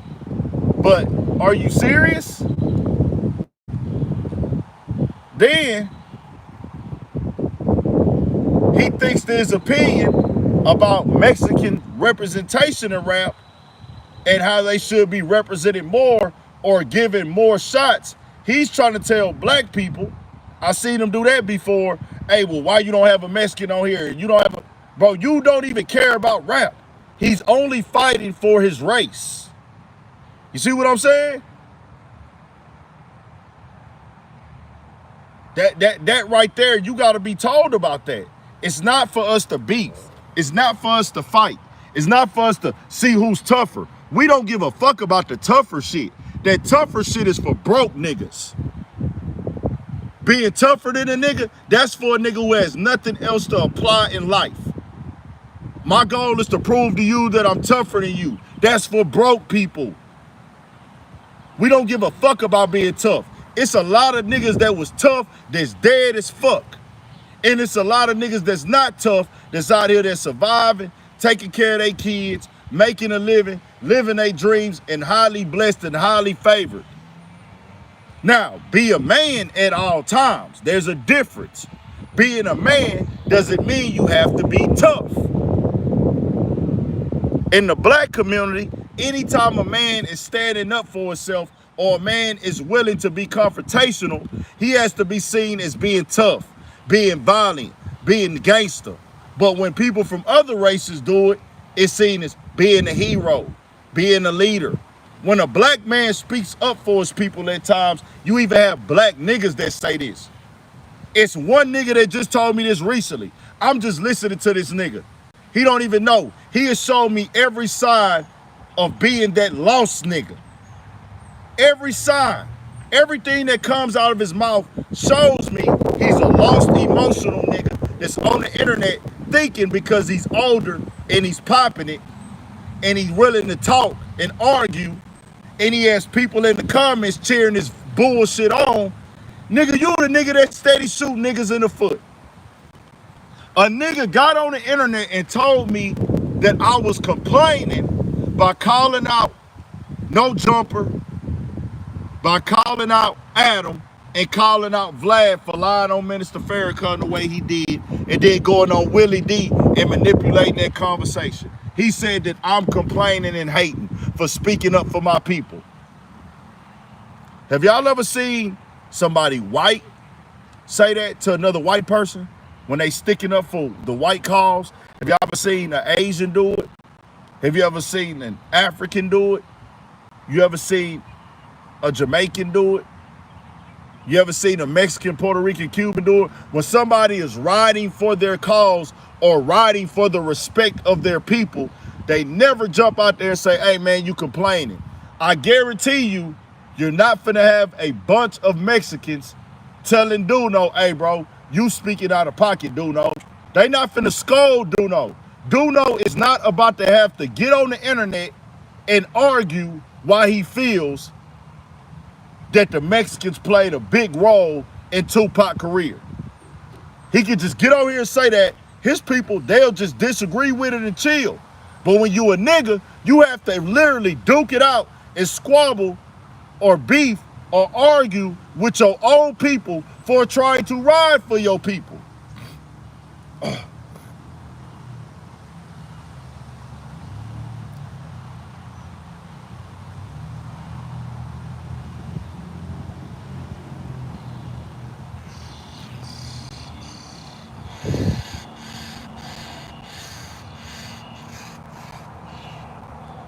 Ain't nobody told nobody Mexican they can't rap.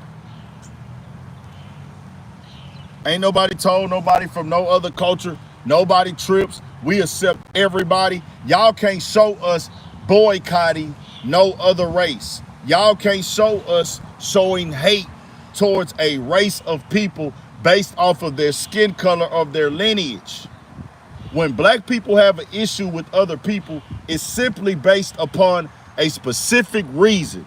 It's not, oh, I'm tripping with you because you're white, or I'm tripping with you because you're Asian. I'm tripping with you because of the color of your skin. Never. And y'all know this is true. We support everything that every other race does. Every other race. We will go to their restaurants. We will eat Mexican food. We will eat Asian dishes or Asian cuisine. We will go to Asian beauty supply stores, liquor stores, all of this stuff. Beauty's everything. We never say we not shopping with Asians. We never say we not shopping with Mexicans. We never say we not shopping with whites. We will spend our dollar. We never gatekeep our dollar. And we don't gatekeep our culture. So anybody who jumps on the internet and speaks this way, like we gatekeep something, and you decide to speak on it and act like these things are true, you are out of pocket, you are out of line, and it's sad. And it's foul, because you know it's ridiculous. And don't try to come on here because you see somebody say something in the comment section, or 1 or 2 or 3 people saying something. You know that's not the case, fam. You know that's not the case, and it's never been the case. We not letting y'all do that, bro.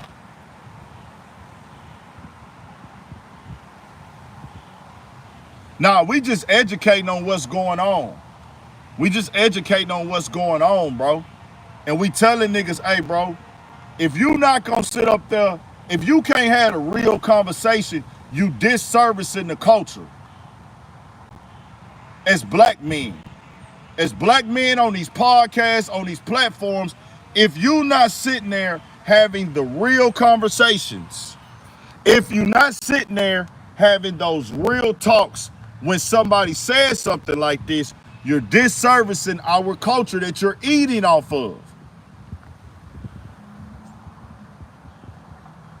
And I'll tell any nigga that, bro. This ain't got nothing to do with no gang banging. This ain't got nothing to do with who tougher. We don't care about none of that street shit out here, bro.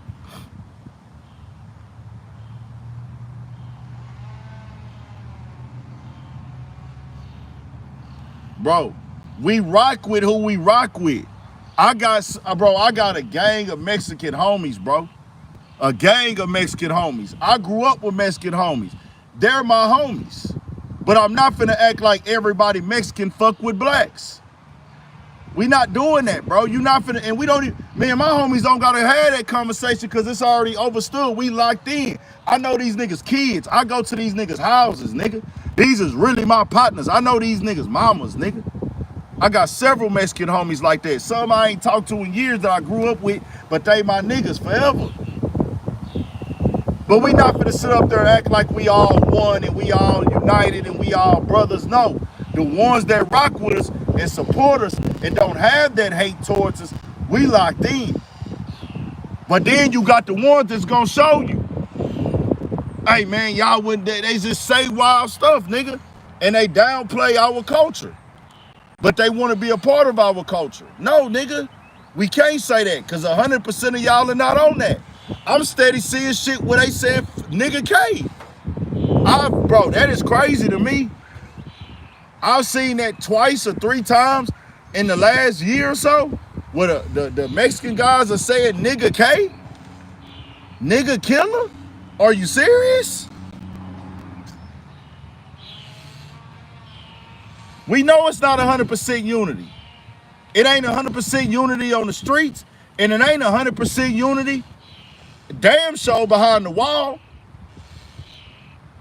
We know how it go. Niggas know the Mexicans and the whites ride together in prison. They joined the oppressor in prison to go against us. If it's brothers and we united, it should never be a time where we say, hey man, we gonna ride with the whites and the oppressors against y'all. That should never be a thing if we all united. We should always, it should be us going against the oppressor.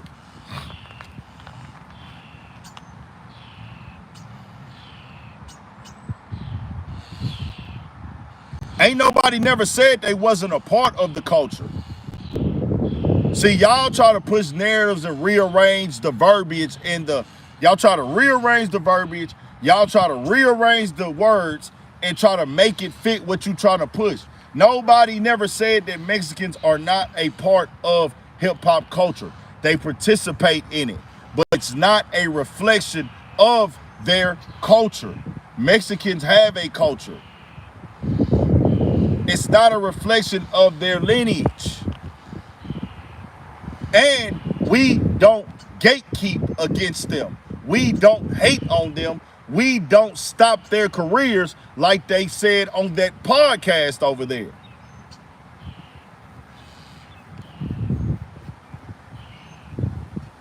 Man, a nigga said nigga K, bro. A nigga said nigga K, I heard it. He said nigga K. And then there's another rapper that said fuck niggas in his song. He on some fuck niggas. And he wasn't saying it like as a guy or person in general. He was saying fuck black Americans.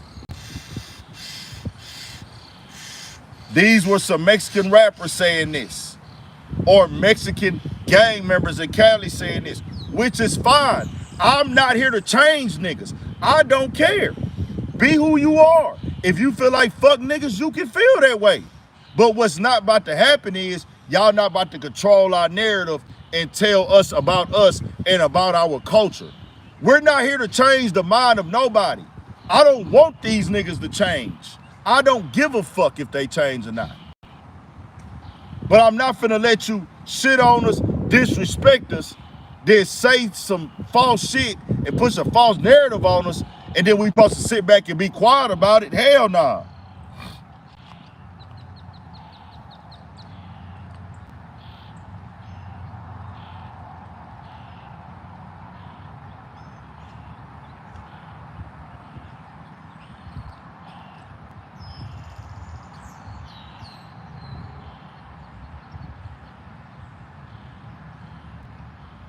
We just keeping it 1,000, nigga. We fuck with the ones that fuck with us, nigga. You ain't never seen a black person being anti-Mexican or saying, hey, nigga, we not rocking with the Mexican community. Nigga, we always gonna show love and be welcoming who accept us and who rock with us, nigga. Nigga, I got so much Mexican support in this shit, nigga. Come on, dog. It's the ones who saying that stupid shit and the ones who speaking incorrectly and foul against the culture, my nigga.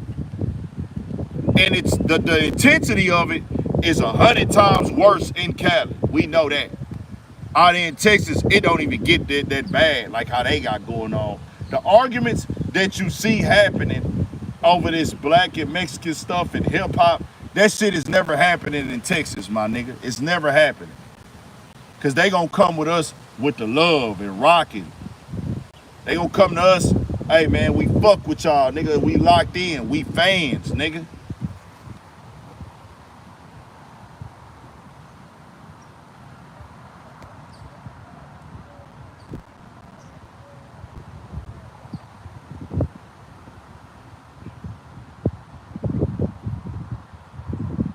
Man, whatever they fall up under, man, look them up on the internet. But niggas gotta get better and standing their ground and speaking up for their culture, my nigga.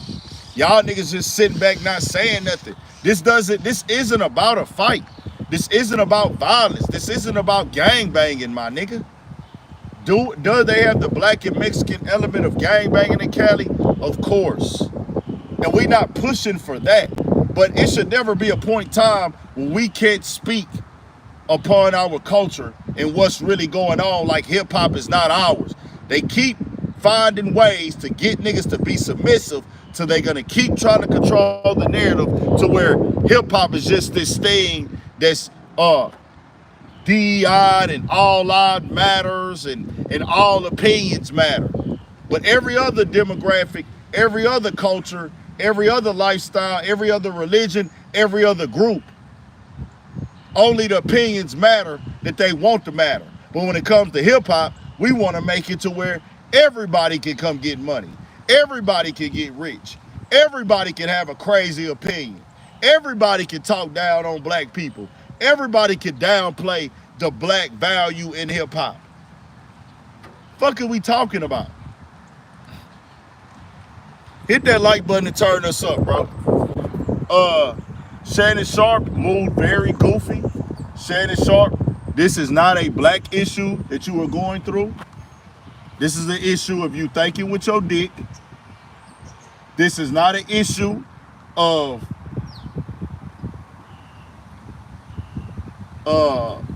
whatever. This ain't a community issue right there, Shannon Sharpe. Take that black off this shit. Take that black off this shit, my nigga. You use Jay-Z name, and Shannon Sharpe is a script reader, y'all. Shannon Sharpe is a script reader. Shannon Sharpe is a script reader. And the thing is with me, I love you niggas that's gonna say I'm a hater. I love you niggas that's gonna say I just want Shannon Sharpe spot. I love to tell y'all to suck my dick sideways. Suck my dick sideways, nigga. Get off of it and let your bitch climb it. Nigga, I got 30, 40 videos defending Shannon Sharpe on my channel. I speak unbiasedly. When you speak unbiasedly and you speak facts, niggas gonna say you're hating. But it's crazy because I'm the same nigga that was defending this nigga against the white man who was lying on him last year, nigga. I was defending him against a house nigga by the name of D.L. Hughley last year, nigga. Facts. These is facts. Documented on the channel. You don't defend somebody that you're hating on. Y'all remember them videos? He's a script reader though. We calling it for what it is. He's telling, when he's reading teleprompters. He's reading what his team is telling him to read. When he's on ESPN, they have notes. They show is planned on the debate.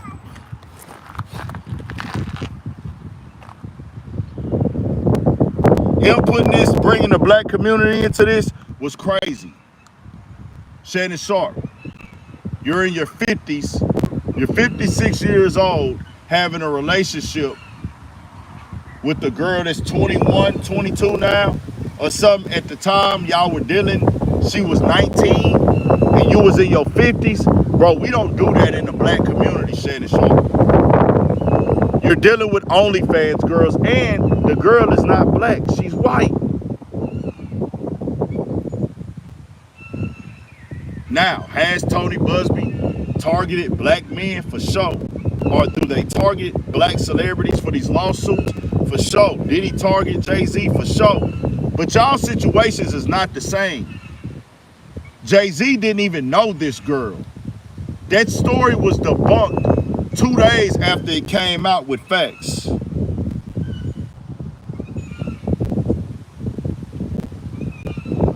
These is facts.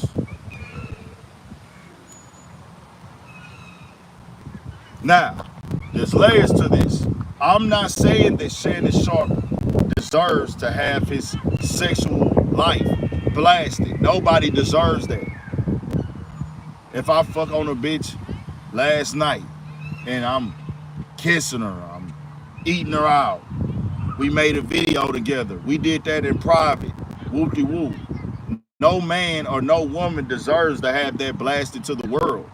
That's not what I'm okaying. That's not cool at all. That's fucked up.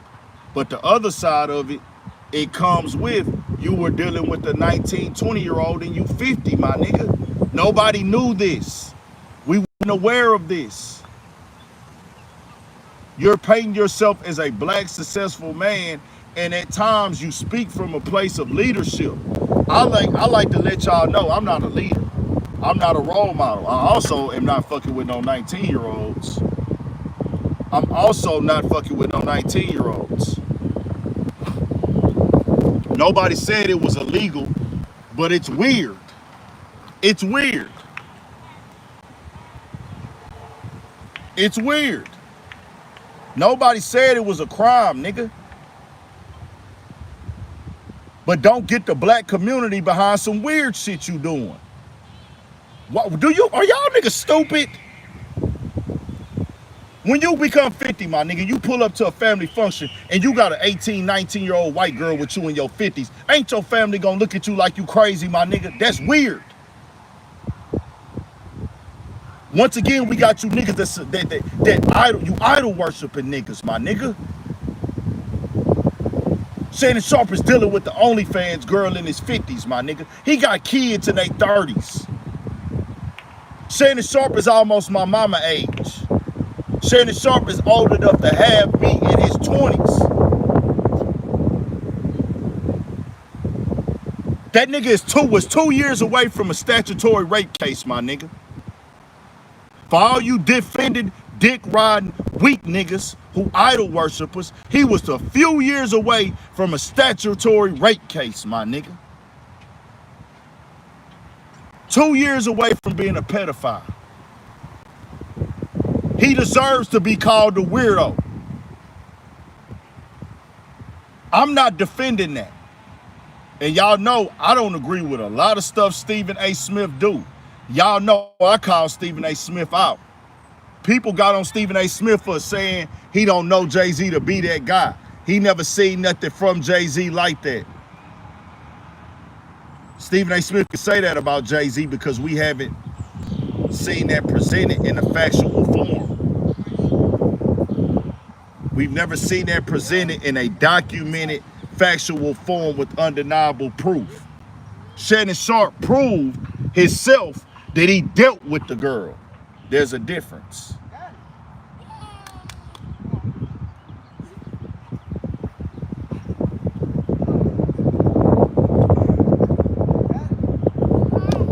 He presented that in the factual form, documented. Once he put up them text messages, now that means I directly dealt with this girl. Jay-Z is, I don't even know who this girl is. But once you tell me, hey man, I dealt with that girl, ain't nothing else I can say, bro. Because I didn't know that you was dealing with 19-year-olds in your 50s, bro. Especially I didn't know that you was tricking off.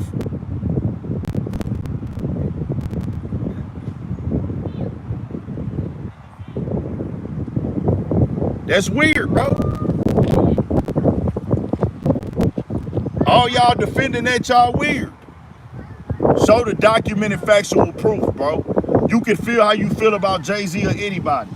Shannon Sharpe had to provide the proof because he put himself in a situation to where, hey man, what I'm going through right now, I'd rather be looked at as a weirdo than a rapist. Shannon Sharpe and his team knew, hey man, I'm gonna look crazy by posting these text messages and showing that this is consensual because I'm 50 years old dealing with the 20-year-old, 21-year-old right now, but I was dealing with her when she was 19. Even though that is legal, it's not against the law.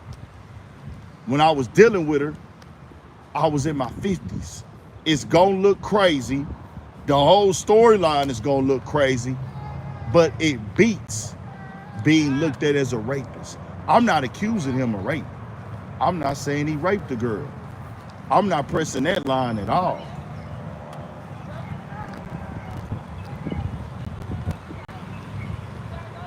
He offered $10 million because it was the smart business move.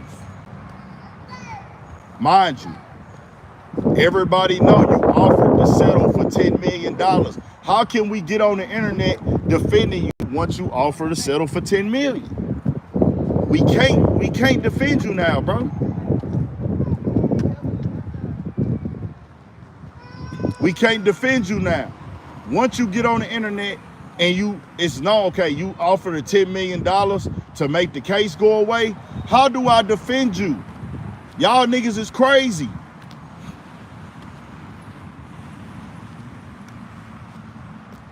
That means you did something. It don't mean that you raped her. That means you had sex with her. You already put the text messages up.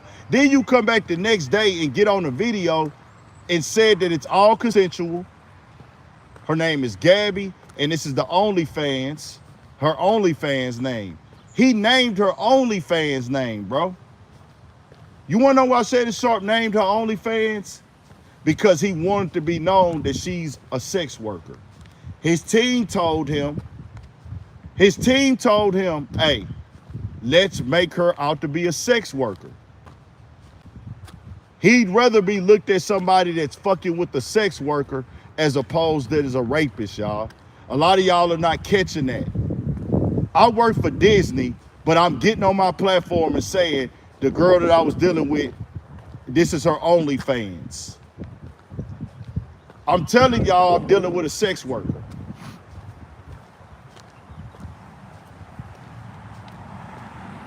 But if you gonna deal with that Shannon Sharpe, you should have went on ahead and fucked with a full-blown hoe, nigga. Duh. You should have got with a full-blown hoe, not a halfway hoe. If you gonna fuck with a hoe, nigga, at your status and your level, get with the bitch that knows this is 1,000% transactional. You low-key having some type of weird fetish shit going on with the bitch. Of course this is what's gonna happen. And I'm really talking to the niggas who need to hear this for the future. We've all made mistakes with women. We've all made bad decisions with women. We all can get fucked off by a woman. Nobody's exempt from this. But when you are almost 60, dealing with a 19, 20-year-old, what do you expect, bro? Well, the 10 million is not that much when you got hundreds of millions of dollars a month, near money in the future on the table that you can possibly lose. So look, Shannon Sharpe, the Club Shay Shay podcast, is in negotiations around $100 million.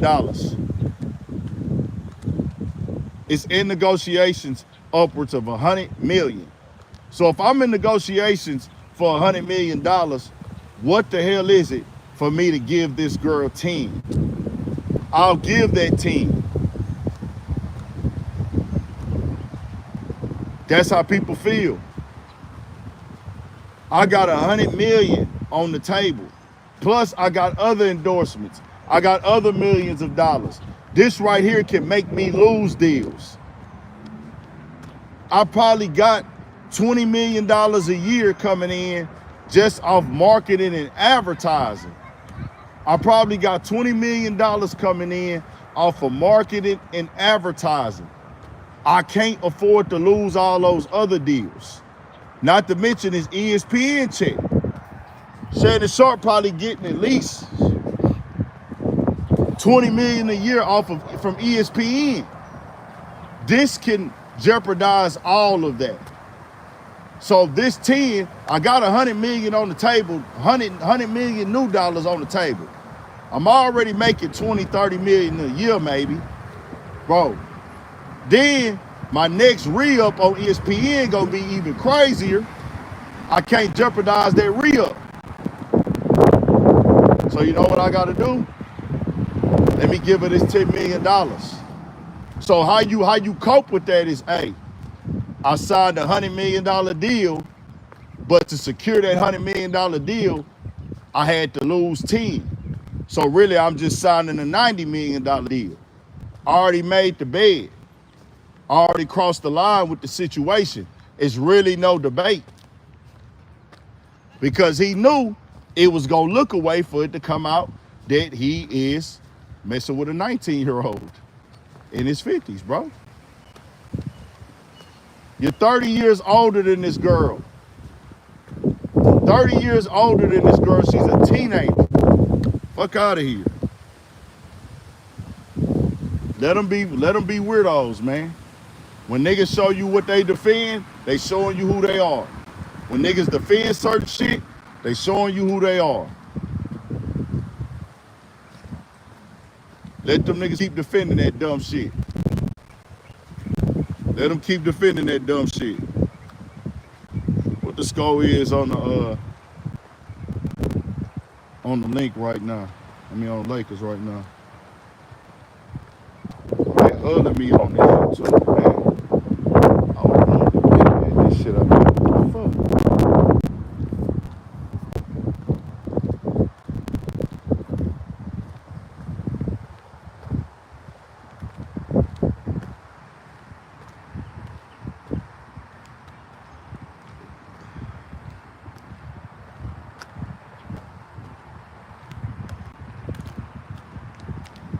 Bro, women are dumb as fuck, bro. So some bitch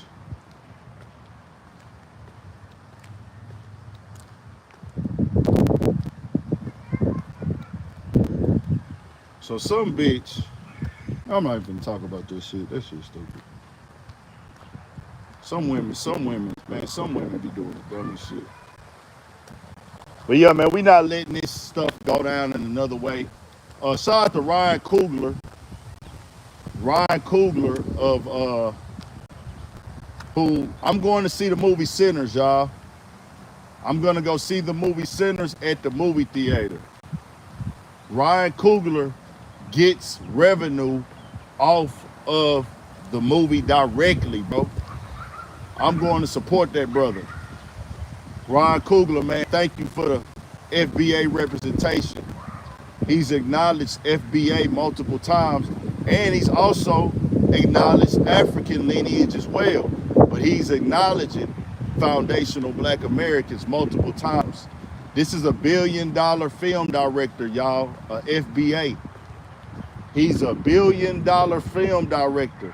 He has went on 2 platforms and acknowledged FBA, y'all. Ryan Coogler. I'm going to see Sinners in the movies. I've been meaning to get around to it. I've been tied up though.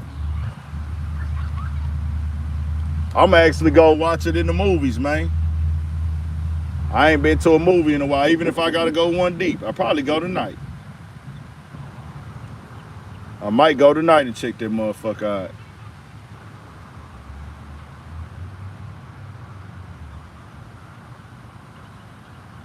Yeah, I ain't been to the movies in forever, man, so I'ma go.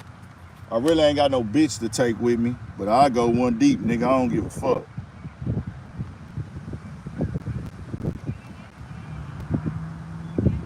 I go one deep. I don't give a fuck. Ryan Coogler. Get bro shit real quick.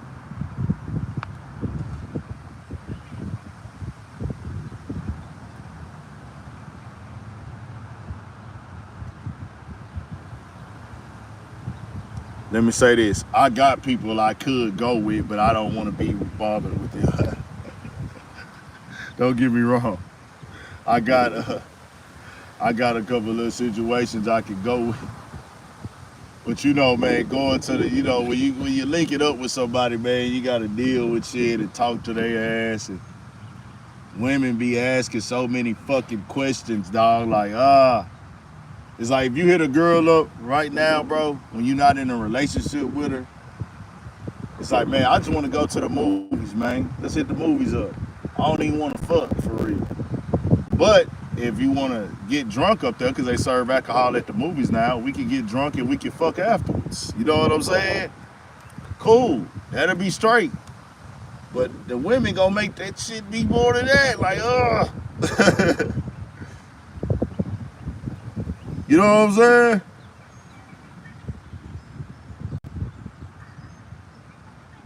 Yeah, I ain't gonna lie to y'all, bro. That's one thing. It do cost. I'll spend it, bro. I'm not tripping. Like now, I'm about experiencing life, and that's one of the biggest blessings of me doing what I do, bro. Like doing this, it's a big blessing, bro. And it makes it to where, like, hey, nigga, when I used to, and I'm still that nigga that's gonna forever look to save $1, y'all. I'm gonna be real with you. I'm gonna forever be that nigga. I'm always gonna be the nigga looking to save money. I'm always gonna be able to look for $1 that can be spared. It's crazy, bro. I've been doing YouTube so long now, and I got so many videos. I looked it up yesterday, and while I was typing some stuff in the internet on Google about me, people have been looking up my net worth. Let me say that again. You fail to realize that, like, doing what you do as a person and in your lane and in your grind, motherfuckers have been on the internet looking up my net worth. And they actually have one on there. That's fucking crazy to me, bro.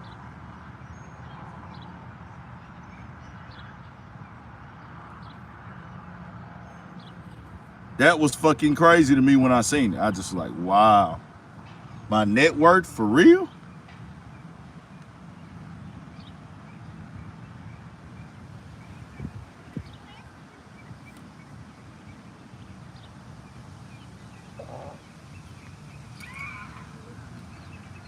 Well, you know how you could Google something and I was like, man, let me look my shit up. Let me just do. And I was typing and I did another space.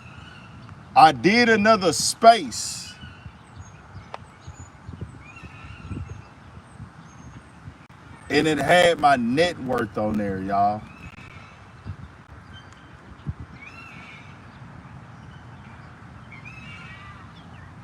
Well, no, it ain't even about it being accurate.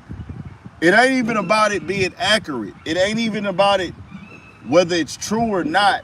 It's just the fact that there are people who look that up. That shit was crazy to me.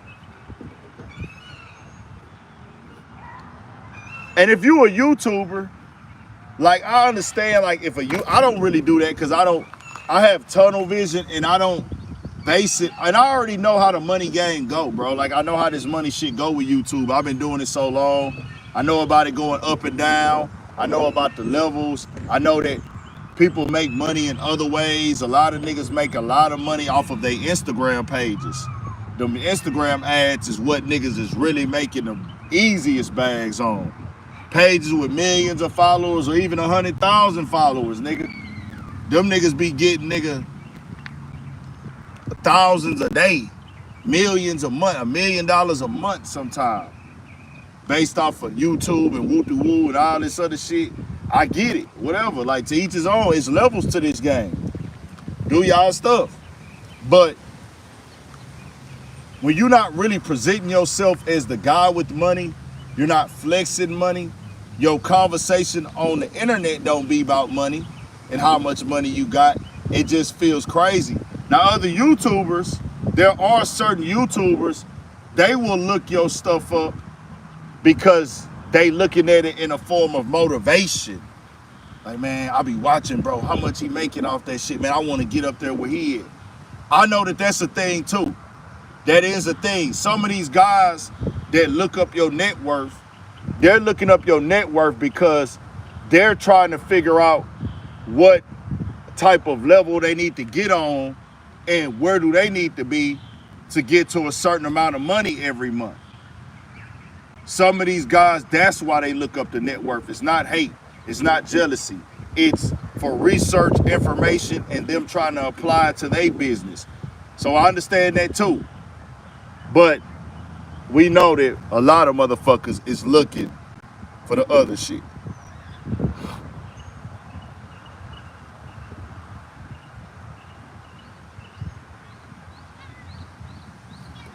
Yeah, we probably finna hit 350 today too, y'all. Appreciate y'all, man. Congratulations to us. Congratulations to us, and thank y'all.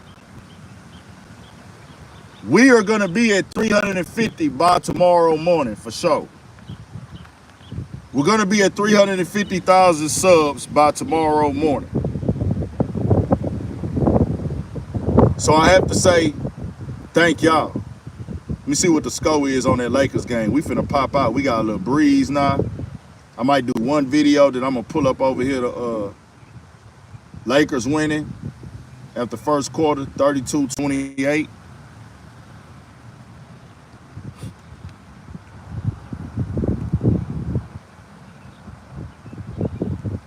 Yeah, Yeah, I'm not. I'm chilling.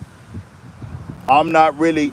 See, a lot of people want me to get into this and get into that, and I am. I'm gonna do all that stuff, bro.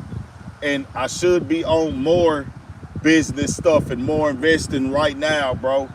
But right now, what's driving me and keeping this machine rolling is my hunger and my want and my need and my love and my passion for speaking on the culture. So a nigga know you gotta do business. I understand that. I know you gotta invest in business outside of what you do. I understand it, and you know, you need a team. You gotta do all that stuff. But guess what? Every time you start making those decisions, it takes that fun element out of it more and more for me. Probably not for other people. Right now, it's like, hey man, I'm making a cool amount of money. I'm taking care of myself. I'm living life. I'm having fun. I don't want to get into all this stuff, and I need to. I'm not saying that you need to do it. If you can do it, the sooner the better when it comes to investing and elevating the business to the highest level. Even with the merch, that's a whole nother job, y'all. That's why I ain't did that yet. That's a whole nother job.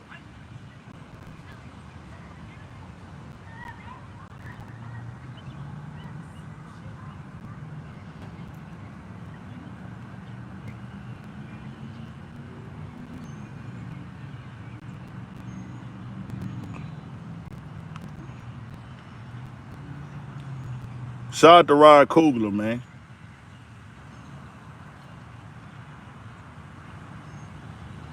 Oh,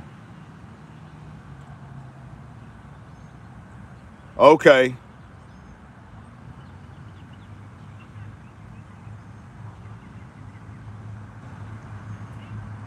So it's confirmed now.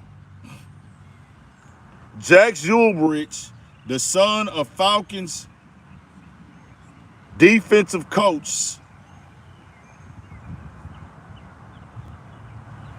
apologized for his prank call to Shador Sanders during the NFL draft. I hope you forgive me. Wow. That is crazy. So people was pushing the narrative that this came from the Atlanta Falcons, man.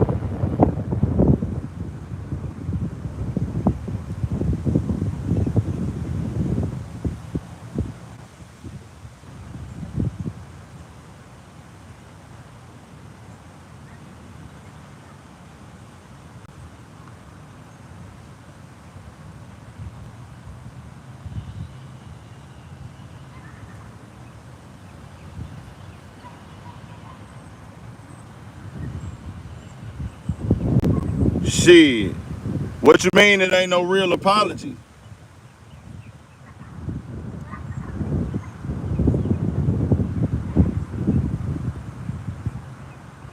You're right, I do need to look that up. Let me see if that's really him.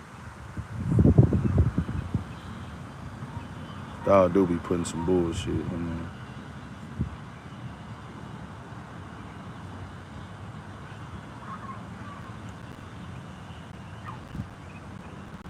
Yeah, they saying, how do you get the number? Like, how does he get Shador Sanders' number? Shador Sanders said that nobody got that number. Shador Sanders said it himself. Ain't nobody got that number.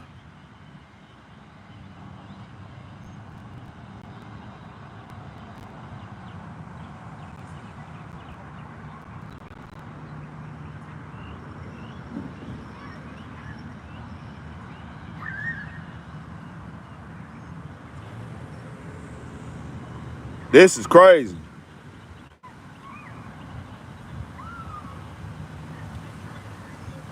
Let me see what bro name is. Hold on. Yeah, he done fucked up. Nigga, that's making your pops look bad. Jax Ulbrich.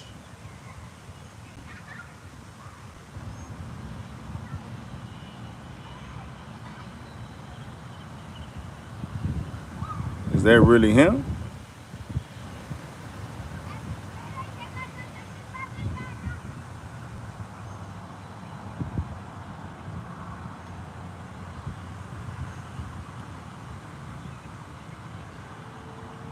Yeah, I don't think that's probably not real, bro. It might not be real. It might not be real. Yeah, that might not be real, bro. I don't know if that's really him.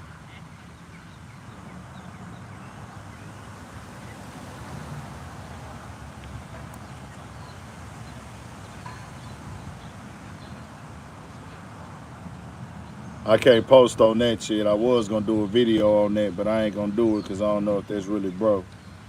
Bro, it is too much shit to cover right now.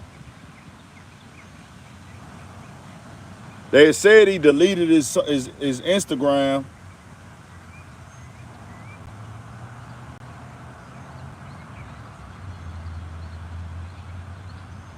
We'll give it a little bit, then we'll figure it out.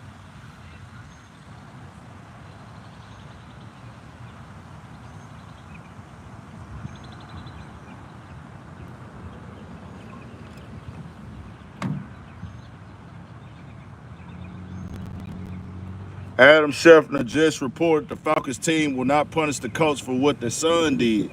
Hold on, so they confirmed it. That's his son.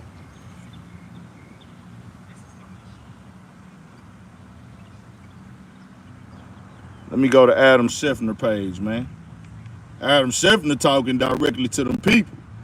Let's see what they talking about. Oh, it's who? The Falcons released a statement.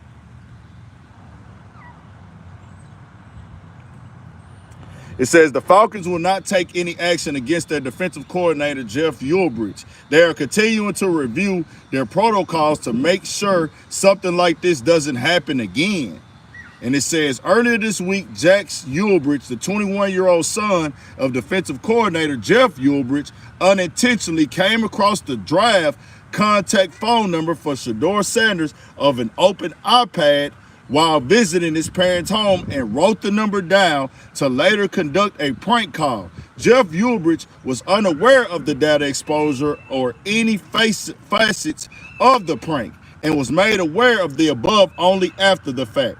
The Atlanta Falcons do not condone this behavior and send our sincere apologies to Shador Sanders and his family, who we have been in contact with to apologize to, as well as facilitate an apology directly from Jax to the Sanders family. We have also been in contact with the NFL and will continue to cooperate fully with any inquiries we may receive from the NFL league office. We are thoroughly reviewing all protocols and updating if necessary to help prevent an incident like this from happening again. Falcons. Now, they not taking any action, y'all. This is crazy. We outside with it right now. We might just go and cut this into the video, man. Let's do it. We saw the prank call. What y'all think? I'm going to leave it up to y'all in the chat, man. We going to put it up there like that. Everybody watching this video in real time. As we making this video, we just getting a little bit of exercise in. We saw how the prank call happen. Shador Sanders, hey man, we ain't nobody else got this number, bro. Who gonna call me? Who got this number? And then they figured out, hey man, he got trolled. Now boy them on there laughing. His son put up that apology right there. All that's cool. He deleted his Instagram earlier today, but he came back with this apology and started to hit the blogs and stuff. It is going to play into that narrative even more that the NFL made a call and made the decision to keep him out of the draft. Now, can this happen? Yes. Can your son be a little hard-headed, mischievous, disrespectful, out-of-pocket, little pranking kid? For sure. No doubt about it. Everything is possible here. But it's going to play into people's narratives as well. I'm not going to say that the coach is lying. The NFL is investigating it. But this is very bad press, very bad media, very bad publicity that they do not want to have right now, dog. And it plays into the opinion and the narrative that everybody got. Like, hold on, bro. So, it's going to throw it on the son, huh? He going to be scapegoat because he could be seen as a kid. He could be seen as just being bad, or he could just be seen as acting up. So that plays in it. That's tough. But still went 144, 5th round. Just got to work hard, man. You know, Shedeur most definitely better than number 6 in the draft. Better than being that. But at times these things happen.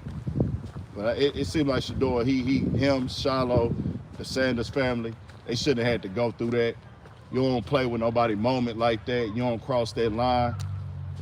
But it seemed like Shedeur and them most definitely is prepared, and he gonna turn it up, bro. I can see it in him. He gonna fight for his spot.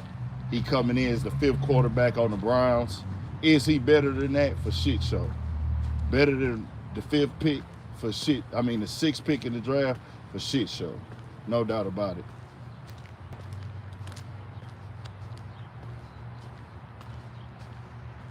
Yeah, this is crazy. I'm gonna go shoot a video on this right now. We'll be back, man.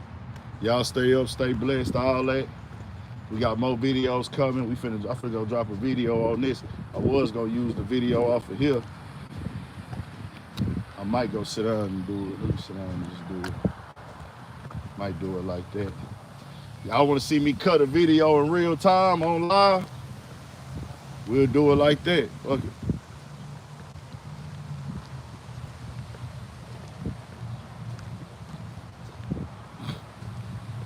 They saying the Falcons got on.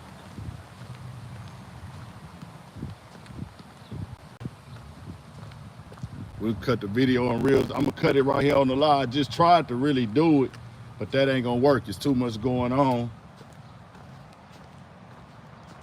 We'll do it. Yo, yo, yo.